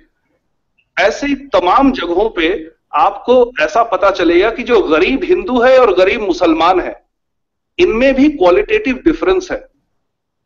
जब आप किसी गरीब मुसलमान की मदद करने जाते हैं तो वो आपको शक की निगाह से देखते हैं। उन्हें आप जॉब ऑफर भी कीजिए, अगर कहीं पर उनका स्किल डेवलपमेंट कीजिए और जॉब ऑफर भी कीजिए, तो उनको मुल्ले जो है वहां के, उन्होंने समझा रखा है कि ये हमारे समाज के दुश्मन है। अगर ये मदद भी करने आ रहे हैं तो कोई खास मंशा होगी इनकी बातें मत मानो। तो उस अंधकारमय स्थिति से उनको निकालने की आवश्यकता है। ऐसा कोई पैकेज आम आदमी पार्टी के मैनिफेस्टो में नहीं है। और जो है वो क्या है? उर्दू जो भाषा है बहुत खूबसूरत भाषा है, बहुत खूबसूरत जबान है, लेकिन उर्दू सीखने से किसी की आर्थिक अवस्था सुधर नहीं जाती। लेकिन चूंकि उर्दू के साथ सेंटिमेंटली मुस्लिम समाज जुड़ा हुआ है, इसलिए उन्होंने शायद मांग की होगी या न की होगी मुझे नहीं पता, इन्होंने कहा कि हाँ, हम मुसलमानों के लिए क्या कर रहे हैं, हम उर्दू को सेकेंड लैंग्वेज डिक्लेयर कर देंगे। सेकेंड लैंग्वेज अगर आप डिक्लेयर कर दें, किस तरह से किसकी आज तक आर्थिक अवस्था सुधरी है उर्दू के कारण? फिर वो कहते हैं कि स्मॉल स्केल इंडस्ट्रीज हैं, वहां पे हम मुसलमानों को इंसेंटिव देंगे। अच्छी बात है, देना चाहिए इंसेंटिव, लेकिन सिर्फ मुसलमानों को क्यों? स्मॉल स्केल इंडस्ट्री इस तरह से त्रस्त है आज के दिन कि उस इंडस्ट्री में जितने लोग हैं, जितने भारतीय हैं जो एंटरप्रेन्योरशिप के द्वारा उसका उत्थान चाहते हैं, उन सबकी आप मदद कीजिए। आप कम्युनल एजेंडा क्यों कर रहे हैं? तो जो मैंने कहा कि उनके साथ, अरविंद केजरीवाल के साथ मैंने काफी समय बिताया, इसमें कई बार ऐसा हुआ। मैं कोंडली विधानसभा में गया हुआ था, वहां मनोज कुमार कैंडिडेट हैं, उनके प्रचार में गया हुआ था। उनके साथ जब मैं लौट रहा था तो गाड़ी के अंदर अरविंद केजरीवाल थे, शहनाज हिंदुस्तानी थे, पता नहीं उनके नाम से आप वाकिफ हैं या नहीं, और मैं था। शहनाज हिंदुस्तानी के बारे में मैं थोड़ा बता दूं इससे पहले कि इस आप बीती को मैं पूरा करूं। शहनाज हिंदुस्तानी के खिलाफ मैंने पहली बार आवाज उठाई थी मार्च अप्रैल में, जब अरविंद बिजली पानी के मुद्दे पर सत्याग्रह कर रहे थे। मैंने क्यों उनका विरोध किया था? क्योंकि शहनाज हिंदुस्तानी सारे भाषणों में हमेशा वहां पर कहीं पर भी आम आदमी पार्टी की जनसभा होती है तो शहनाज हिंदुस्तानी के भाषण से उसकी शुरुआत होती है। भाषण में वो क्या कहता है? मैं मुसलमान हूं फिर भी देशभक्त हूं। मेरी उस बात पर घोर आपत्ति थी। फिर भी का आपका क्या मतलब है? हम में से किसी ने कभी आपसे कहा कि मुसलमान देशभक्त नहीं हो सकते? और फिर वो कम्युनली अपील करता है कि सारे मुसलमानों को इस पार्टी का समर्थन करना चाहिए।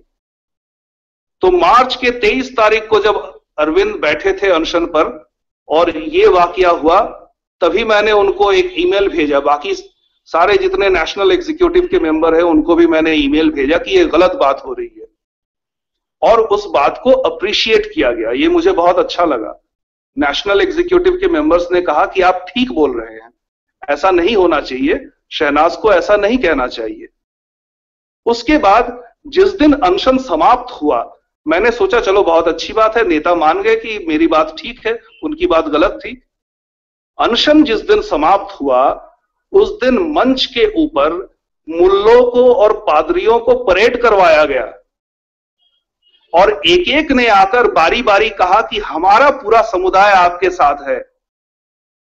तो क्या जो पादरी आए थे उनका ये कहना है कि जितने भी क्रिश्चियन हैं, जितने ईसाई हैं, वो उनके जरखरीद गुलाम हैं कि वो जहां कहेंगे वो वहां बटन दबा देंगे? इसी तरह से जो मौलवी आए थे, जो मौलाना आए थे, क्या वो पूरे मुसलमान समाज को अपना गुलाम समझते हैं कि जहां वो कहेंगे भेड़ चाल की तरह सबके सब उसी रास्ते पे चल पड़ेंगे? तो मैंने दोबारा उनको ईमेल किया, सारे नेशनल एग्जीक्यूटिव मेंबर्स को ईमेल किया कि बहुत गलत हो रहा है। मैंने आपको सावधान किया था, आपने मेरी बात मान ली थी, लेकिन आप वापस उसी रास्ते पे चल पड़े। तो वापस उधर से योगेंद्र यादव का जवाब आया, उधर से शालिनी गुप्ता का जवाब आया। शालिनी गुप्ता कौन है? कितना ये व्यक्तिवादी पार्टी है, आप सोचिए। शालिनी गुप्ता का नाम आपने नहीं सुना होगा, वो प्रशांत भूषण की बहन है। प्रशांत भूषण की बहन है और पार्टी की वो कोई नहीं लगती, सदस्य भी शायद नहीं है, लेकिन फिर भी हम कोई भी मुद्दा उठाए पार्टी के अंदर तो वो जवाब देने लगती है। आप हैं कौन? प्रशांत भूषण की बहन होना अपने आप में पार्टी का, आप कोई अथॉरिटी नहीं है पार्टी के। खैर, तो उधर से जवाब आया और योगेंद्र यादव से मेरी एक लंबी बहस छिड़ गई, जिसकी पूरी कॉपी मेरे फेसबुक पेज पर है। उसके बाद मैंने कहा कि देखिए, सेक्युलरिज्म मैं उस चीज को मानता हूं जहां पर मजहब की बात ही ना हो, ना कि बंदर बाट हो, जैसा कि ब्रिटिश के जमाने में हुआ करता था कि पहले हिंदुओं को खुश कर दो, फिर मुसलमान नाराज हो जाएंगे, फिर मुसलमानों को खुश कर दो, हिंदू नाराज हो जाएंगे। इस तरह से बारी बारी एक को खुश करो, दूसरा नाराज हो जाए, दूसरे को खुश करो, जब जिसकी जरूरत पड़े। वही राजनीति कांग्रेस भी करती है। उसके रिएक्शन में हिंदुत्ववादी राजनीति भाजपा करती है। तो हमारा यह कहना था, बिजली, हिंदू के घर में जो बिजली आती है वही बिजली मुसलमान के घर पे भी जाती है। हिंदू जो पानी पीता है वही पानी मुसलमान भी पीता है। तो हिंदू मुसलमान ये सब नाम लेने की आवश्यकता क्या है? आप इंसान की बात कीजिए, आप भारतीय की बात कीजिए। आपके जो मुद्दे हैं वो लोगों से जुड़े हुए हैं, वहां मजहब का रोल क्या है? खैर, वो बात माने नहीं और वो सिलसिला जारी रहा, आज भी जारी है। अब मैं उस कोंडली जनसभा की बात पर वापस आता हूं। तो हम तीनों गाड़ी में बैठे हुए थे और ये क्या प्लान बना रहे थे?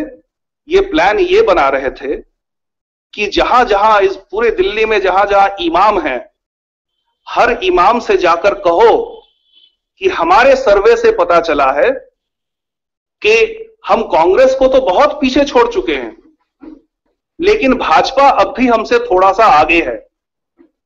तो ऐसा जब कहोगे तो वो इमाम घबरा जाएंगे, वो सोचेंगे कि अरे भाजपा जीत जाएगी, फिर हमें पूरी ताकत, क्योंकि उनका सोचना ये है, अरविंद केजरीवाल का ये सोचना है कि मुसलमान टैक्टिकल वोटिंग करते हैं, वो भाजपा को हरा सकती है, ऐसी जो पार्टी नजर आती है उसको एकदम से सारे के सारे वोट दे देते हैं। ये अरविंद की समझ है। तो उन्होंने कहा हर इमाम से जाकर कहो कि भाजपा जीतने वाली है, अगर हमें नहीं वोट दोगे तो भाजपा जीत जाएगी। तो इस तरह के कई ऐसे वाकये हुए। और उन्होंने, जब हम लोग एक बार शादीपुर से लौट रहे थे, शादीपुर बहुत दूर है, वेस्ट दिल्ली में है, और अरविंद केजरीवाल का घर गाजियाबाद है। तो शादीपुर से गाजियाबाद की लंबाई की दूरी कितनी है आप अंदाजा लगा सकते हैं, कितनी देर तक हम लोग गाड़ी में बैठे होंगे। वहां पर उन्होंने कहा कि इलेक्शन जीतने के लिए कास्ट को कास्ट से लड़ाना और मजहब को मजहब से लड़ाना जरूरी होता है। अगर आज के दिन कोई भी आम आदमी पार्टी का कार्यकर्ता मुझ पे यह आरोप लगाता है कि आप तो कभी फील्ड में दिखे ही नहीं, तो इसका जवाब यह है, जिस दिन मैंने वो बात सुनी अगले दिन से मैं फील्ड में दिखना बंद हो गया। मैंने प्रचार में जाना छोड़ दिया, वरना उसके पहले की इतनी तस्वीरें मेरे पास हैं कि वार्ड बाय वार्ड मैंने किस तरह से पार्टी को खड़ा किया। सीमापुरी की तस्वीरें हैं, नॉर्थ वेस्ट मुझे मॉनिटर करने को कहा गया था, नॉर्थ वेस्ट लोकसभा के अंतर्गत जितने भी विधानसभा आते हैं उन सब की तस्वीरें हैं मेरे पास, फोटोग्राफिक प्रूफ है कि मैंने फील्ड में काम किया है।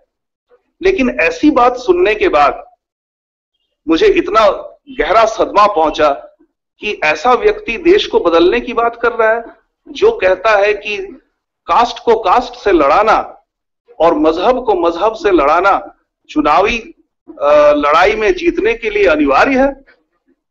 तब से मैंने जाना छोड़ दिया। लेकिन मुझे ऐसा लगा, क्योंकि मुझे इनका और लंबा इतिहास पता था।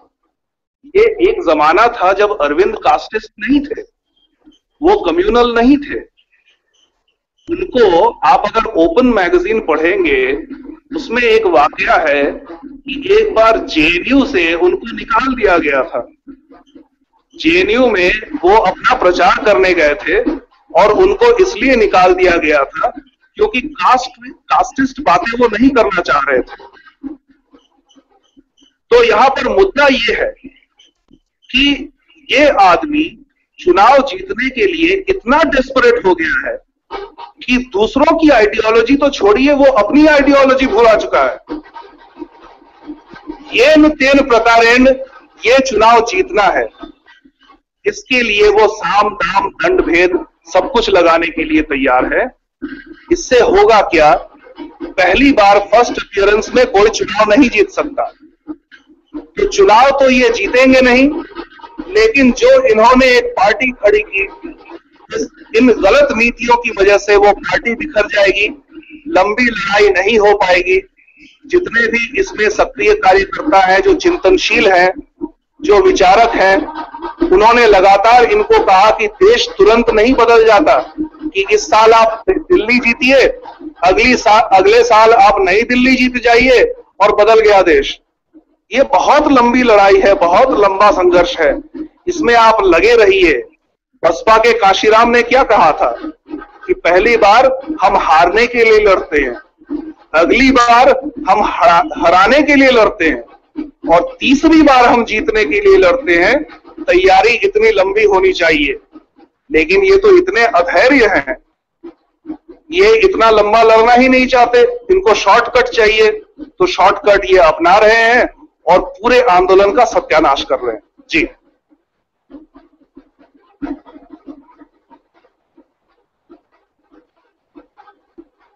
सुजीत जी, आपने बहुत ऐसी बातें बताई हैं जो हमें पता भी नहीं थी, जो शायद हमें वोट लेने में, डिसीजन लेने में बहुत आसानी देगा। एक सवाल मेरे पास है, किसी ने भेजा है कि सोशल मीडिया में आजकल बहुत सारे आम आदमी पार्टी के लोग एक सवाल उठा रहे हैं जो पानी को लेके, कि पहले बोला गया था कि 20,000 लीटर पानी फ्री दिया जाएगा, फिर आगे कुछ 700 लीटर पर फैमिली पर मंथ ऐसा कुछ। अब ये बोला जा रहा है कि 700 लीटर के बाद अगर 1 लीटर भी एक्स्ट्रा हो जाता है कि 701 लीटर, तो हमें पूरा 701 लीटर का पैसा देना पड़ेगा। जी, क्या बात जी, सच है? तो ये कैसे? इसमें हिसाब में तो गड़बड़ नहीं है, लेकिन वादा खिलाफी जरूर है। हिसाब में गड़बड़ इसलिए नहीं है क्योंकि इन्होंने 20 किलोलीटर कहा था, यानी 20,000 किलोलीटर प्रति घर और प्रति माह। तो अगर आप 700 लीटर मान के चले और 30 से गुणा करें तो लगभग इतना ही आ जाता है अमाउंट। हाँ जी। अब वादा खिलाफी ये है कि दूसरा जो इन्होंने बताया कि अगर इससे ज्यादा हो जाता है तो पूरा बिल चुकाना पड़ेगा। हाँ जी। ये बात इन्होंने पहले नहीं कही थी, ये तो अब कह रहे हैं। और उनको ये पता है कि इस तरह की जो बातें होती हैं, लोग वर्ड बाय वर्ड किसी मैनिफेस्टो के डिटेल में नहीं जाते। उनको लगता होगा कि ये जो हमने डिटेल दिया है इस पर तो किसी का ध्यान ही नहीं जाएगा। सही कह रहे हैं। लोगों का ध्यान सिर्फ इस बात पे जाएगा कि पानी मुफ्त में मिल रहा है। ओके। कितने अमाउंट के बाद उनको जाना भरना पड़ेगा, ये बात ज्यादा से ज्यादा लोगों तक पहुंचेगी ही नहीं। ओके। तो वो भी बेवकूफ बन जाएंगे, हमारा काम निकल जाएगा। और फिर कभी किसी ने मुद्दा उठाया तो हम पेपर दिखा देंगे कि देखो भाई हमने तो लिख दिया था, तुमने ठीक से पढ़ा नहीं, तो हम क्या करें। ओके।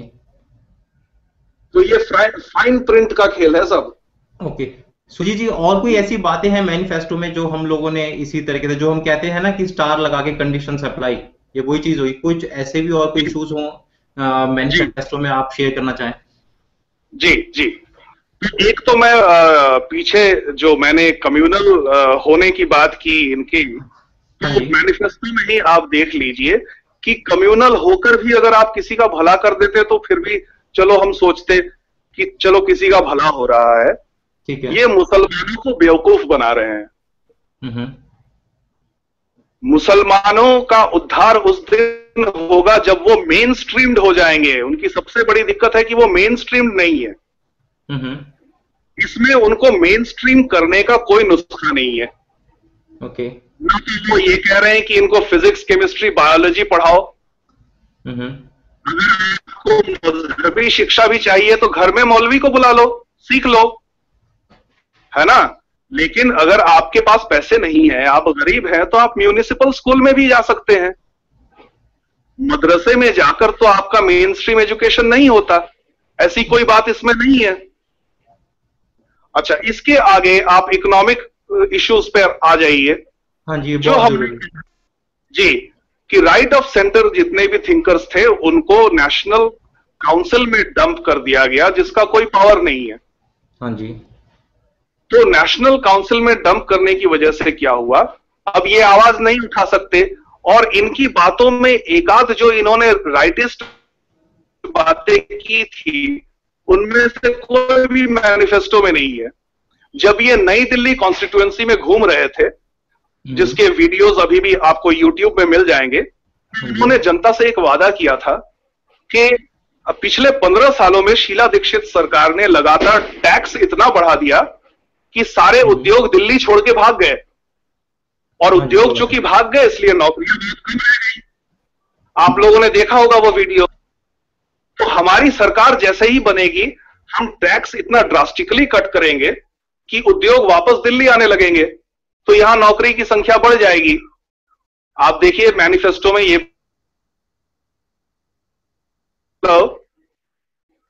हेलो, हाँ, we can hear you Surjit ji. We can hear you Surjit ji. जी, मैनिफेस्टो में ये बात नहीं है। ये एकमात्र राइट ऑफ सेंटर इकोनॉमिक्स की बात थी जो इन्होंने हटा दिया। इसके आगे आप चलिए, किसी भी जो वेलफेयर स्कीम है, इनके जितने भी हेल्थ और एजुकेशन पे आप आ जाइए। जब इनका विजन डॉक्यूमेंट बन रहा था तो विजन डॉक्यूमेंट में can you still hear me? Can you hear me? हाँ जी सुरजीत जी, आप बोलिए। हाँ जी, आप बोलिए। We can hear you. ये बन रहा था पिछले साल दिसंबर की बात है। तो हम उस वक्त पूरे देश के बारे में सोच रहे थे, सिर्फ दिल्ली के बारे में नहीं। तो हमने उनसे कहा कि कई ऐसे उपाय हैं जहां सरकार के पैसे क्या होते हैं? जनता के पैसे होते हैं। तो सरकार के पैसे बचाए जा सकते हैं, क्योंकि बहुत फिजूल खर्ची होती है। जैसे देख लीजिए कि लॉस मेकिंग एयर इंडिया है, जिसमें कि समाज का जो उच्चतम वर्ग है वो यात्रा करता है। उसे जब लॉस होता है उसकी भरपाई आम जनता को करनी पड़ती है। गरीब आदमी को भी जो टैक्स देता है थोड़ा बहुत, उसे भी उसकी भरपाई करनी पड़ती है। इसी प्रकार ये सरकार जो है आईटीडीसी के होटल्स चलाते हैं। तो आईटीडीसी का होटल चलाना, होटल एक लग्जरी इंडस्ट्री, हॉस्पिटैलिटी इंडस्ट्री में आता है, वो भी कोई वेलफेयर सेक्टर नहीं है।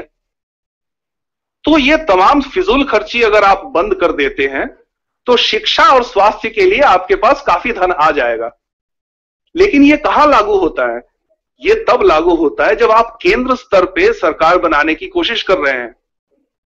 दिल्ली सरकार के पास तो ये क्षमता नहीं है कि एयर इंडिया जो है उसको प्राइवेटाइज कर दे, या आईटीडीसी के जो होटल्स हैं उनको बेच दे, या और तमाम जहां जहां फिजूल खर्ची होती है। तो हमने कहा था कि वहां से आपको फंड मिल जाएगा। अब दिल्ली सरकार के पास कोई क्षमता ही नहीं है किसी चीज को वो बेच सके, कहीं फिजूल खर्ची वो रोक सके। तो ये जो आप शिक्षा और स्वास्थ्य पे पूंजी लगाना चाहते हैं वो पैसा आएगा कहां से? आपने जो कह दिया कि हम इस पर ध्यान देंगे और इस पर ज्यादा सरकारी पूंजी लगाएंगे, ऐसा कहकर आप लोगों को धोखा दे रहे हैं, क्योंकि ऐसा कोई साधन नहीं है। आपके पास ऐसे संसाधन नहीं है कि इस वादे को आप पूरा कर सकें। अब आते हैं महिला सुरक्षा के केस में। इन्होंने कहा कि एक कमांडो बनाएंगे फोर्स। कमांडो फोर्स से सवाल यह उठता है कि उसका लीगल स्टेटस क्या होगा। फिलहाल तो दिल्ली पुलिस भी दिल्ली के पास नहीं है, नई दिल्ली के पास है, केंद्रीय सरकार के अंतर्गत है। अब आप कमांडो फोर्स अगर बनाते हैं, लीगल स्टेटस बहुत जरूरी इसलिए है कि मान लीजिए कोई असामाजिक तत्व आपके मोहल्ले में आ गया और कमांडो फोर्स ने उस पर हमला कर दिया शक के आधार पे। अब वो निर्दोष हो या दोषी हो, उस हमले से उसकी मौत हो गई, तो क्या कमांडो फोर्स के पास इम्यूनिटी होगी कि ऐसे केसेस में उस पर कोई केस नहीं चलेगा? लीगल स्टेटस इसलिए भी जरूरी है कि मान लीजिए किसी एक मोहल्ले का कमांडो फोर्स जो है वो अपना कोई पर्सनल स्कोर सेटल करने के लिए किसी पे हमला कर दे। इसकी रोकथाम के लिए आपके पास क्या उपाय है? इस पर भी वो बिल्कुल चुप है। तो ऐसे तमाम पॉइंट्स है मैनिफेस्टोज में जो आम आदमी को धोखा देने के अलावा और कुछ नहीं करता। लेकिन इनकी सबसे बड़ी ताकत क्या है? इनकी सबसे बड़ी ताकत यह है कि हजारों की संख्या में इन्होंने इस तरह के उन्माद लोगों को जमा कर रखा है, उनकी एक फौज बना रखी है कि वो इन सूक्ष्म बिंदुओं पर विचार नहीं करना चाहते। आप एक भी मुद्दा उठाइए तो वापस आपको सिर्फ गाली गलौज मिलता है, किसी समस्या का समाधान नहीं मिलता। और इन उन्मादों की भीड़ से उनको ये आभास हो रहा है कि वो सरकार बना लेंगे। जी कपिल जी।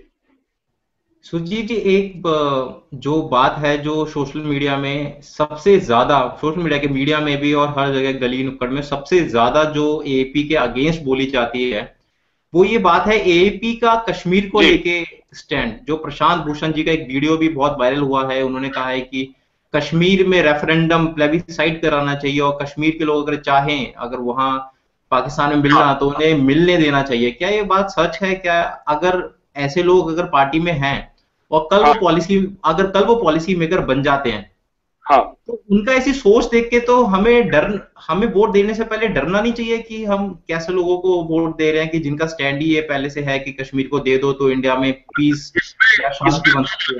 इसमें दो बातें हैं। हाँ जी।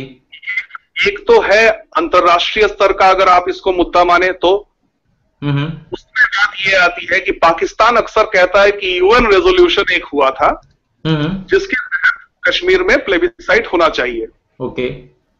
ये कहकर पाकिस्तान दुनिया को धोखा देता है। क्यों? क्योंकि उस यूएन रेजोल्यूशन को आप बड़े ध्यान से पढ़िए, उसमें सिर्फ ये लिखा हुआ है कि पाकिस्तान ने जब कश्मीर पर हमला किया उससे पहले की जो कश्मीर की स्थिति है, स्थिति में कश्मीर को लौटाने की जिम्मेदारी पाकिस्तान की है। यानी पाकिस्तान के ट्रूप्स जो 1/3 कश्मीर के अंदर घुसे हुए हैं उनको वापस जाना होगा, जो पाकिस्तान ऑक्युपाइड कश्मीर हम जिसको कहते हैं। और वो जब वापस चले जाए उसके बाद सेकेंड पैराग्राफ में यूएन रेजोल्यूशन के आता है कि उसके बाद इंडियन ट्रूप्स विथड्रॉ करना शुरू करें और जब वो पूरी तरह से डीमिलिटराइज जोन हो जाए उसके बाद वहां प्लेबिसाइट हो। ओके। तो वादे का जो पार्ट पाकिस्तान को पूरा करना है वो उसने कभी पूरा किया ही नहीं, तो बदले में अगले पैराग्राफ पे जो शर्त भारत पे रखी गई है उस शर्त को पूरा करने का सवाल ही नहीं उठता। तो इतने दिग्गज, इतने बड़े लॉयर होकर भी प्रशांत भूषण अगर ये बात कह रहे हैं तो जरूर कहीं ना कहीं वो वोट बैंक पॉलिटिक्स कर रहे हैं। क्योंकि मैं नहीं मान सकता कि इतने दिग्गज जो वकील हैं उन्होंने यूएन रेजोल्यूशन पढ़ के नहीं देखा होगा कभी। अब पार्टी की बात पे आते हैं। ये बहुत अच्छी बात है कि जब अगस्त की क्रांति के दौरान प्रशांत भूषण ने ऐसा एक बयान दिया था तो अन्ना हजारे ने और अरविंद केजरीवाल ने तुरंत अपने हाथ साफ कर लिए थे इस बयान से कि ये उनकी निजी राय है, इसमें हम शामिल नहीं है, इस आंदोलन का इस राय से कोई लेना देना नहीं है। उसके बाद पार्टी बन जाने के बाद भी ये बिल्कुल पब्लिक डोमेन में है। जर्नलिस्ट है सागरिका घोष, उन्होंने ट्वीट किया था अरविंद केजरीवाल को कि क्या प्रशांत भूषण की कश्मीर पॉलिसी ही आपकी कश्मीर पॉलिसी है? तो अरविंद केजरीवाल ने कहा था नहीं है। तो वहां पर थोड़ा सा आप निश्चिंत हो सकते हैं, लेकिन बहुत ज्यादा निश्चिंत भी आपको नहीं होना चाहिए। जैसा कि आपने देखा धीरे धीरे पूरी तरह से लेफ्टिस्ट और पॉपुलिस्ट लोगों ने इस पार्टी को कब्जा कर लिया है। जिस दिन हमारी तरह जितने भी कार्यकर्ता हैं वो परेशान होकर, निराश होकर पार्टी छोड़ जाएं, उस दिन इनकी कश्मीर पॉलिसी भी बदल जाएगी। क्योंकि अभी जो थोड़ा बहुत दबाव है वो दबाव भी नहीं रहेगा इन पर। फिर तो ये खुलेआम वोट बैंक पॉलिटिक्स करेंगे और गलती करेंगे। गलती क्यों करेंगे? अगर आप पूरे भारत के मुसलमानों से वाकिफ हैं तो आपको पता होगा कि भारत का मुसलमान जो है वो देशभक्त है और कश्मीर के जो सेपरेटिस्ट हैं उनके साथ वो नहीं है। तो वो मुसलमानों को भी वो गलत आंक रहे हैं। वो अगर खुद ये सोचते हैं कि अगर वो कश्मीर में प्लेबिसाइट की बात करेंगे तो भारत भर के मुसलमान खुश हो जाएंगे, तो वो मुसलमानों का अपमान कर रहे हैं। सिर्फ यही नहीं, इंटेलेक्चुअल तौर पे ये कितने खोखले हैं, वो मौलाना तौकीर रजा से जो ये मिले थे उससे भी बात जाहिर होती है। मुसलमानों में, इस्लामिक समाज में दो अथॉरिटीज माने जाते हैं, एक देवबंदी और एक बरेलवी। ये जो बरेलवी से जाकर मिले, क्योंकि ये वहां पर दरगाह में गए हुए थे, तो दरगाह का जो कल्चर है, हालांकि बहुत साझा कल्चर है, हिंदू मुस्लिम कल्चर है, लेकिन देवबंदी उसे नहीं मानते, वो उसको गैर इस्लामी मानते हैं। इस वजह से वहां पर जाकर जो इन्होंने एक ऐसी स्थिति पैदा की जहां पर देवबंदी और बरेलवी के बीच क्लैश हो सकता है, इससे भी पता चलता है कि ये हर बात पे बहुत ज्यादा जल्दबाजी करते हैं। किसी भी समाज की बात करने से पहले उस समाज को ठीक से स्टडी नहीं करते। तो इसलिए हर तरह से अगर आप उसको राजनीतिक तौर पर भी देखें तो ये राजनीतिक तौर पे भी ये गलती करते हैं और नैतिक तौर पे तो गलती करते ही हैं। जी कपिल जी। मैं अब अपने और पैनलिस्ट से पूछना चाहूंगा कि कोई सवाल किसी के लिए, मतलब राकेश जी या सुरजीत के लिए कोई सवाल हो किसी के पास? मेरा एक सवाल है कपिल। हाँ जी सुयश। मेरा सुयश आपकी आवाज नहीं आ रही।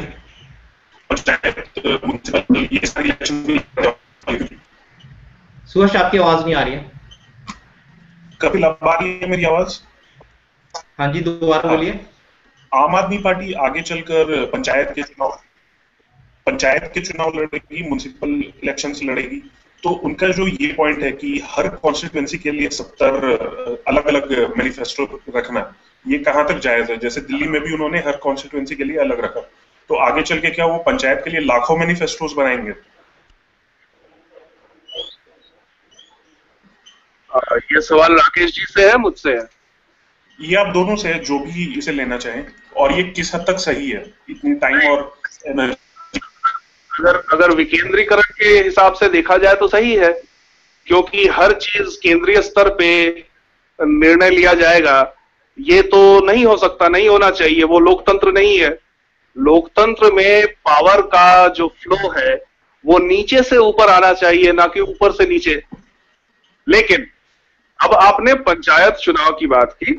पंचायत चुनाव के टेक्निकलिटी के बारे में आपको पता होना चाहिए कि पंचायत चुनाव दरअसल टेक्निकली कोई भी पार्टी नहीं लड़ती। उसी तरह से मान लीजिए कि दिल्ली यूनिवर्सिटी में जब स्टूडेंट्स यूनियन के चुनाव होते हैं तो टेक्निकली कोई भी पार्टी नहीं लड़ती उसमें, लेकिन मान लिया जाता है कि फलाना कैंडिडेट एनएसयूआई का है, फलाना एबीवीपी का है, फलाना आईसा का है, ये मान लिया जाता है, लेकिन टेक्निकली उनको अलाउड नहीं है। अब सवाल ये उठता है कि पंचायती राज में दो उसकी इकाई होते हैं, एक तो पंचायत और दूसरा ग्राम सभा। इनकी आइडियोलॉजी के हिसाब से भारतवर्ष के जितने भी ग्राम सभा हैं वो गांव के लिए निर्णय लेंगे, जितने भी शहर हैं वहां मोहल्ला सभाएं बनेंगी, तो वो लोकल काम करेंगे। तो आइडियोलॉजी के स्तर पे मैं इसको ठीक मानता हूं कि विकेंद्रीकरण हो रहा है। इसमें आशंका इस बात की है कि कई बार ऐसा होता है कि गांव में भी आपने देखा होगा कि कास्ट सिस्टम बहुत ज्यादा हावी है। हो सकता है कि दलितों के प्रति अन्याय हो, जो उच्च वर्ण के हों वो ग्राम सभा में ऐसी नीतियां बनाएं जहां दलितों का जीना मुश्किल हो जाए। ये भी हो सकता है कि जो मोहल्ला सभाएं हैं वहां आरडब्ल्यूएस जैसे हैं, तो आरडब्ल्यूएस में जो करप्शन होते हैं वो करप्शन आपको इसमें भी दिखाई दे, मोहल्ला सभा में भी दिखाई दे। वहां पर भी कोई ना कोई वेस्टेड इंटरेस्ट हो सकता है, लेकिन हाँ उसके मैकेनिज्म्स बनाए जा सकते हैं कि किस तरह से मोहल्ला सभा में भी जो अल्पसंख्यक हैं, मोहल्ला सभा में हो या ग्राम सभा में हो, अल्पसंख्यक हैं, पीड़ित हैं, पिछड़े हुए हैं, दलित हैं, उनके इंटरेस्ट्स की कैसे रक्षा की जाए, इस पर सोचने की आवश्यकता है, इस पर पॉलिसी बनाने की आवश्यकता है, और स्ट्रिक्ट एडमिनिस्ट्रेटिव लॉज होने चाहिए कि ये आप कर सकते हैं, ये काम आप नहीं कर सकते। खास तौर पे ये तो बहुत साफ तौर पे कह देना चाहिए कि कोई भी कदम कोई ग्राम सभा या कोई मोहल्ला सभा ऐसा नहीं उठा सकता जो भारत के संविधान के खिलाफ हो। वहां पर जो नीतिगत बातें की गई है उनमें से किसी के भी खिलाफ आप रेफरेंडम करके या कोई रेजोल्यूशन पास करके ग्राम सभा में या मोहल्ला सभा में उसका खंडन आप नहीं कर सकते। जी गणेश, किशोर, सिद्धार्थ, किसी के पास कोई और सवाल? राकेश जी भी हमारे साथ हैं, अभी सुरजीत जी भी हैं। मेरे पास एक सवाल है। कौन? गणेश। हाँ जी गणेश बोलिए। नहीं, ओके। तो मेरे पास एक सवाल है। अभी मेरा ये मानना है कि जो IAC थी, इंडिया अगेंस्ट करप्शन, वो काफी अच्छा एक प्रेशर ग्रुप था। It was a very good non political pressure group. The reason I feel that is because once you form a political party, मेरा ये ख्याल है कि एक बार पॉलिटिकल पार्टी फॉर्म हो जाए तो ऐसे मुद्दों पर राय लेनी पड़ती है जो कि कंट्रोवर्शियल हैं, जैसे minority appeasement, SC/ST issues and language issues, regional issues. इस पे the party has to have a policy. Without that it's difficult. And political party में ये प्रॉब्लम होती है कि आपका मिशन केवल करप्शन फाइट करना नहीं हो सकता है, क्योंकि इसके unless you have a policy on other items other than corruption, it is difficult for you to take forward this corruption. And that is exactly what has happened with Aam Aadmi Party. They have been stuck in other policy issues because of which the corruption issue got sidelined. तो मेरा ये सवाल है कि जैसे IAC थी, IAC में advantage ये था कि सारे पार्टी के सपोर्टर्स एक साथ थे।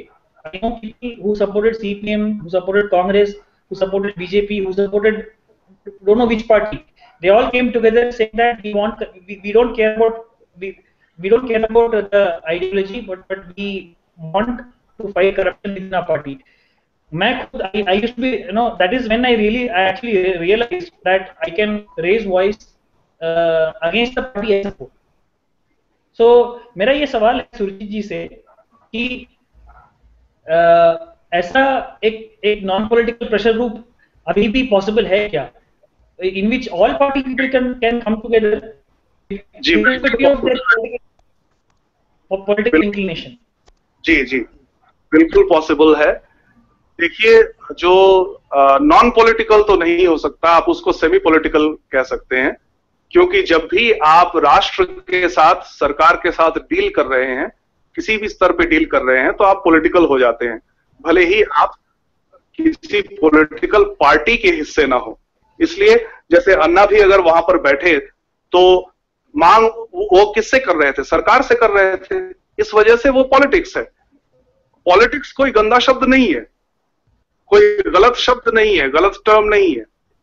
अब मैं आपके सवाल पे आता हूं, इफेक्टिविटी पे आता हूं, इफेक्टिविटी के क्वेश्चन पे। अब जितने भी लोग NGOs चलाते हैं या कोई ना कोई आंदोलन वो वर्षों से चलाते आ रहे हैं, जैसे मान लीजिए कि मेधा पाटकर जी हैं, वो नर्मदा बचाओ आंदोलन चलाती हैं। PV राजगोपाल जी एकता परिषद चलाते हैं, जहां भूमिहीन और जिनका गृहहीन जो है, जिनके पास अपने घर नहीं है, उसके लिए वो आंदोलन करते हैं।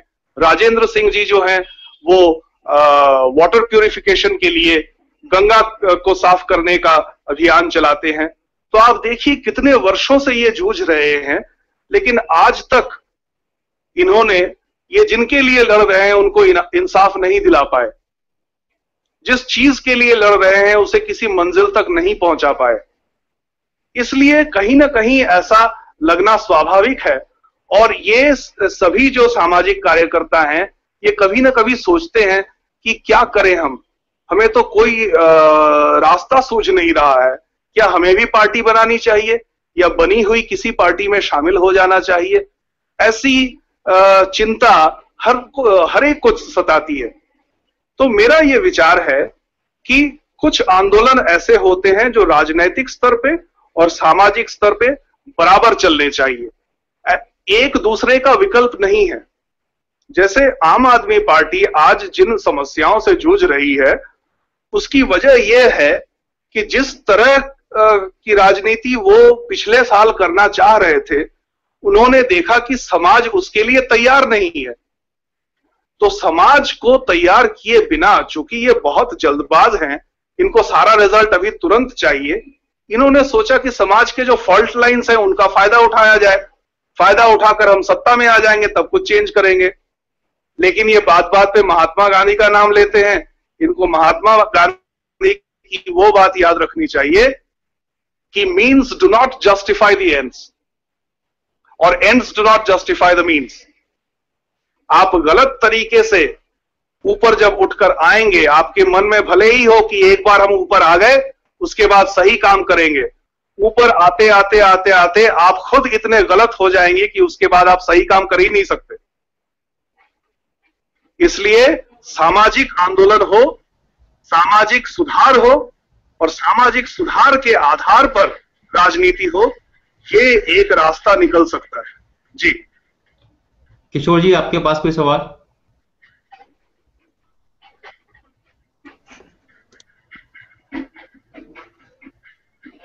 किशोर जी आप बोल रहे हैं, सुनाई नहीं दे रहा है, आप म्यूट पर हैं। हाँ जी, सुरजीत जी से मेरा सवाल है। शाजिया इल्मी जी का जो स्टिंग हुआ था उसमें उन्होंने स्वीकार किया था कि उनके यहाँ कुछ ऐसे लोग हैं जो सैलरीड हैं। तो मेरा सवाल ये था कि वो जो सैलरीड पर्सन है वो किस तरह के कामों में किस तरह का काम उनसे लिया जा रहा है। दूसरा सवाल मेरा ये था कि आईएसी का जो फंड था जो कि पीसीआरएफ के अकाउंट में डाइवर्ट किया गया था, क्या वो पूरा फंड खर्च हो चुका है, और यदि हुआ है तो किस तरह के कामों में खर्च किया गया? क्या वो आईएसी मूवमेंट के कामों में ही खर्च हुआ है या फिर पीसीआरएफ या परिवर्तन के काम में खर्च हुआ था? जी जहां तक मेरी सूचना है मैं उसी आधार पे बात कर सकता हूं। शायद इस पे राकेश अग्रवाल जी भी कुछ रोशनी डाल सके। जहां तक मेरी सूचना है और जहां तक मैंने समझा है, मैंने इस पार्टी को पैसों के मामले में कहीं पर भी बेईमानी करते हुए नहीं पाया। जहां तक पीसीआरएफ का सवाल है या अन्य एनजीओज का सवाल है, वहां पर मैं ये कहूंगा कि जब पार्टी बन रही थी तो एक बार इस बात पर भी विचार हो रहा था कि जो पीसीआरएफ के स्टाफ हैं, जो आजकल जैसे आईटी संभालते हैं, स्टेशनरी संभालते हैं, ये सब काम करते हैं, तो क्या उनका कॉन्फ्लिक्ट ऑफ इंटरेस्ट नहीं हो जाएगा, उनको पार्टी में शामिल किया जाए या नहीं किया जाए? तो पहले ये तय हुआ कि उनको पार्टी में शामिल नहीं किया जाएगा, वो ऐसे ही बैकरूम बॉयज बने हुए रहेंगे। लेकिन उन लोगों को बहुत ठेस पहुंची, यंग लड़के हैं सब, विद्रोह के मूड में आ गए, तो फिर उनकी बात मान ली गई, उनको पार्टी में शामिल कर लिया गया। अब जो जहां तक मिस अप्रोप्रिएशन ऑफ फंड्स की बात है, चूंकि मैं आईएसी में नहीं जुड़ा हुआ था, ये पार्टी जब बनने वाली थी तब अक्टूबर में मैंने इनको ज्वाइन किया था, इसलिए इससे पहले कोई गड़बड़ हुई हो या नहीं हुई हो, अरविंद का बयान आ चुका है, वो अन्ना को जवाब दे चुके हैं कि जो सिम कार्ड वाला भी जो इशू था, उन्होंने कहा कि अन्ना की अनुमति लेकर ही वो कार्ड इशू हुए थे और जब वो यूज नहीं हो पाए तो वो पैसे वापस कर दिए गए। तो फिलहाल ऑफिशियल पोजीशन उनका ये है और मेरे पास ऐसा कोई एविडेंस नहीं है कि मैं उस ऑफिशियल पोजीशन को उसका खंडन कर सकूं। राकेश जी से आप पूछ सकते हैं, उनके पास अगर ऐसी कोई सूचना है। जी नहीं, मेरा प्रश्न ये था कि क्या आप पार्टी के अंदर सैलरीड पर्सन इस समय अपॉइंटेड हैं, और यदि हैं तो वो किस प्रकार के काम के लिए अपॉइंटेड हैं? सैलरीड जो है पीसीआरएफ के, पब्लिक कॉज रिसर्च फाउंडेशन के, वो उनको सैलरी एनजीओ की तरफ से ही मिलता है। पार्टी की तरफ से सैलरी नहीं मिलती। जी जी, जिस एनजीओ में वो थे अभी है, और उसी की तरफ से उनको सैलरी दी जाती है। लेकिन काम वो आप पार्टी का कर रहे हैं? जी जी, यानी कि क्योंकि जी, कार्यकर्ताओं को सैलरी देने का कोई प्रावधान तो है नहीं पार्टी के संविधान में। तो क्या इस चीज को ऐसे नहीं कह सकते हम लोग कि आप पार्टी के कार्यकर्ता, काम तो आप पार्टी का कर रहे हैं लेकिन उनको सैलरी पीसीआरएफ के अकाउंट से दिया जा रहा है, ये इस प्रकार का है क्या?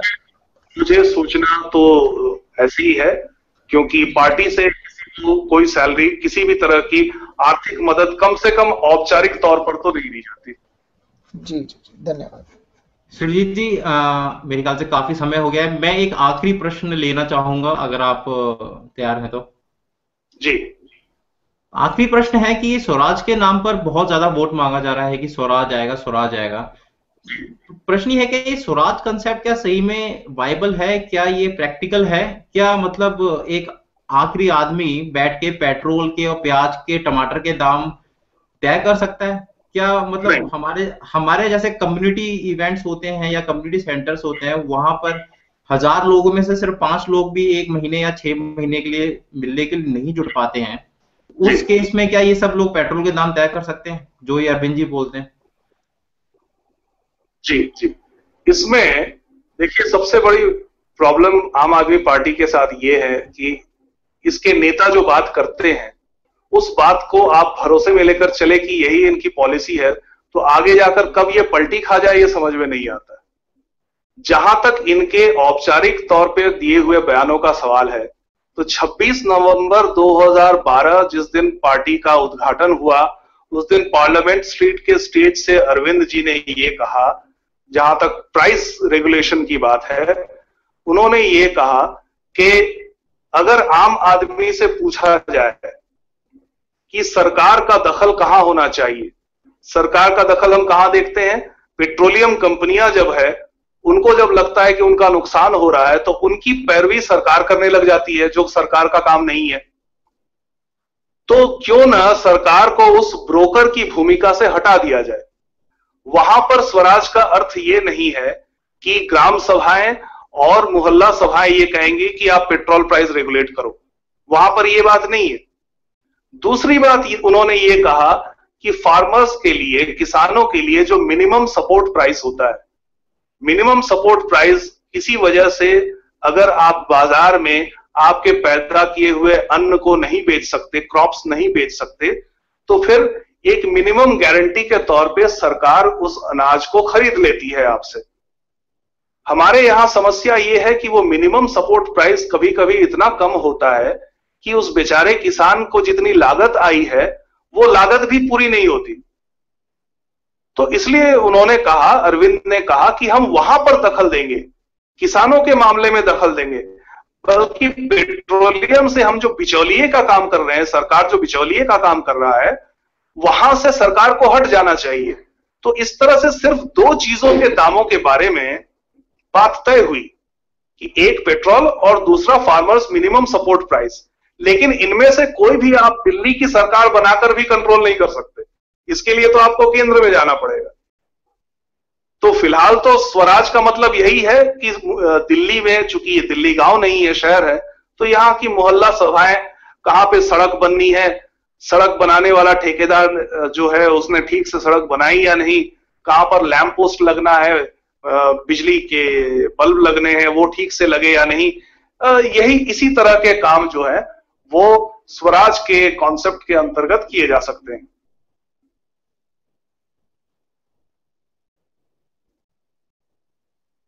जी Kapil ji, hello Kapil, you are on mute. Hello जी, हाँ, मैं ये पूछना चाह रहा हूँ कि ये प्रैक्टिकल है क्या? मतलब इतने लोगों के पास इतनी अंडरस्टैंडिंग होगी, क्या वो मिलेंगे 1 महीने में भी या 10 महीने में एक बार? क्या वो कर सकते हैं कि किस कॉन्ट्रैक्टर को कितना, किस क्वालिटी पे हम उसको मेजर करेंगे? जैसे मैंने एक बार, मैं भी पहले आम आदमी पार्टी में ही था, एक बार मनीष सिसोदिया जी एक स्किट वालों को समझा रहे थे कि स्वराज क्या होता है, तो उन्होंने एक बार ये बात बोली थी कि कुछ गांव के लोग मिलके एक जो सरकारी डॉक्टर होता है या मेडिकल ऑफिसर होता है उसकी सैलरी तय कर सकते हैं, और उसकी सैलरी तय भी कर सकते हैं, उसकी छुट्टियां कर सकते हैं, और उसकी नौकरी भी हटवा सकते हैं। इस बात पे ये मैंने अपने मुंह से ये मैंने अपने कानों से सुना था जी। तो इस वे में क्या वो प्रैक्टिकल है? प्रैक्टिकल इसलिए नहीं है क्योंकि इसके लिए लेबर लॉज में ड्रास्टिक चेंज करना पड़ेगा, और जो दिल्ली आधा राज्य है उसके पास ये क्षमता नहीं है कि लेबर लॉज को उस स्तर पे बदल पाए। लेकिन एज अ कॉन्सेप्ट ये सही है कि अगर आपके मोहल्ले में जो स्कूल है, सरकारी स्कूल है, वहां टीचर्स का अटेंडेंस बहुत खराब है और स्टूडेंट्स के परीक्षाओं के परिणाम अच्छे नहीं आ रहे हैं, तो आप वहां के टीचर पर कार्रवाई कर सकते हैं। ये on the scale of a concept, as a concept ये सही है।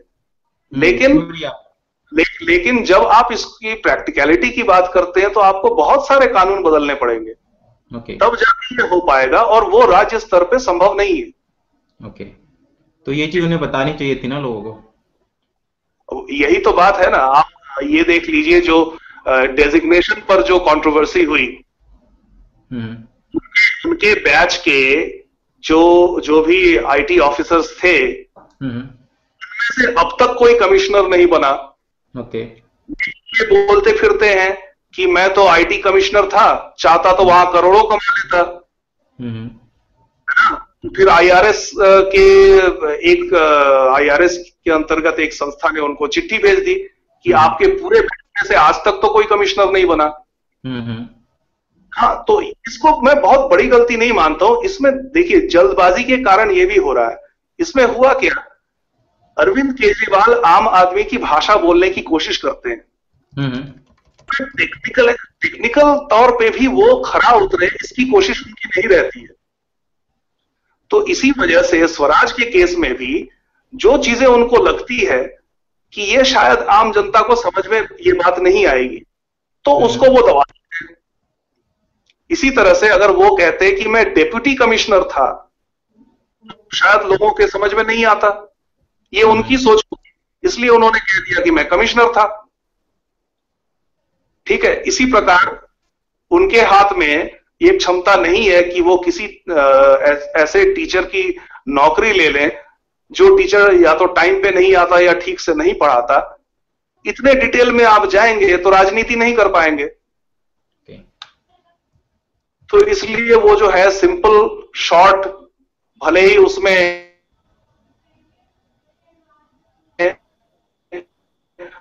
बहुत सारे झोल झाल हो, उस भाषा का वो प्रयोग करते हैं। जी कपिल जी।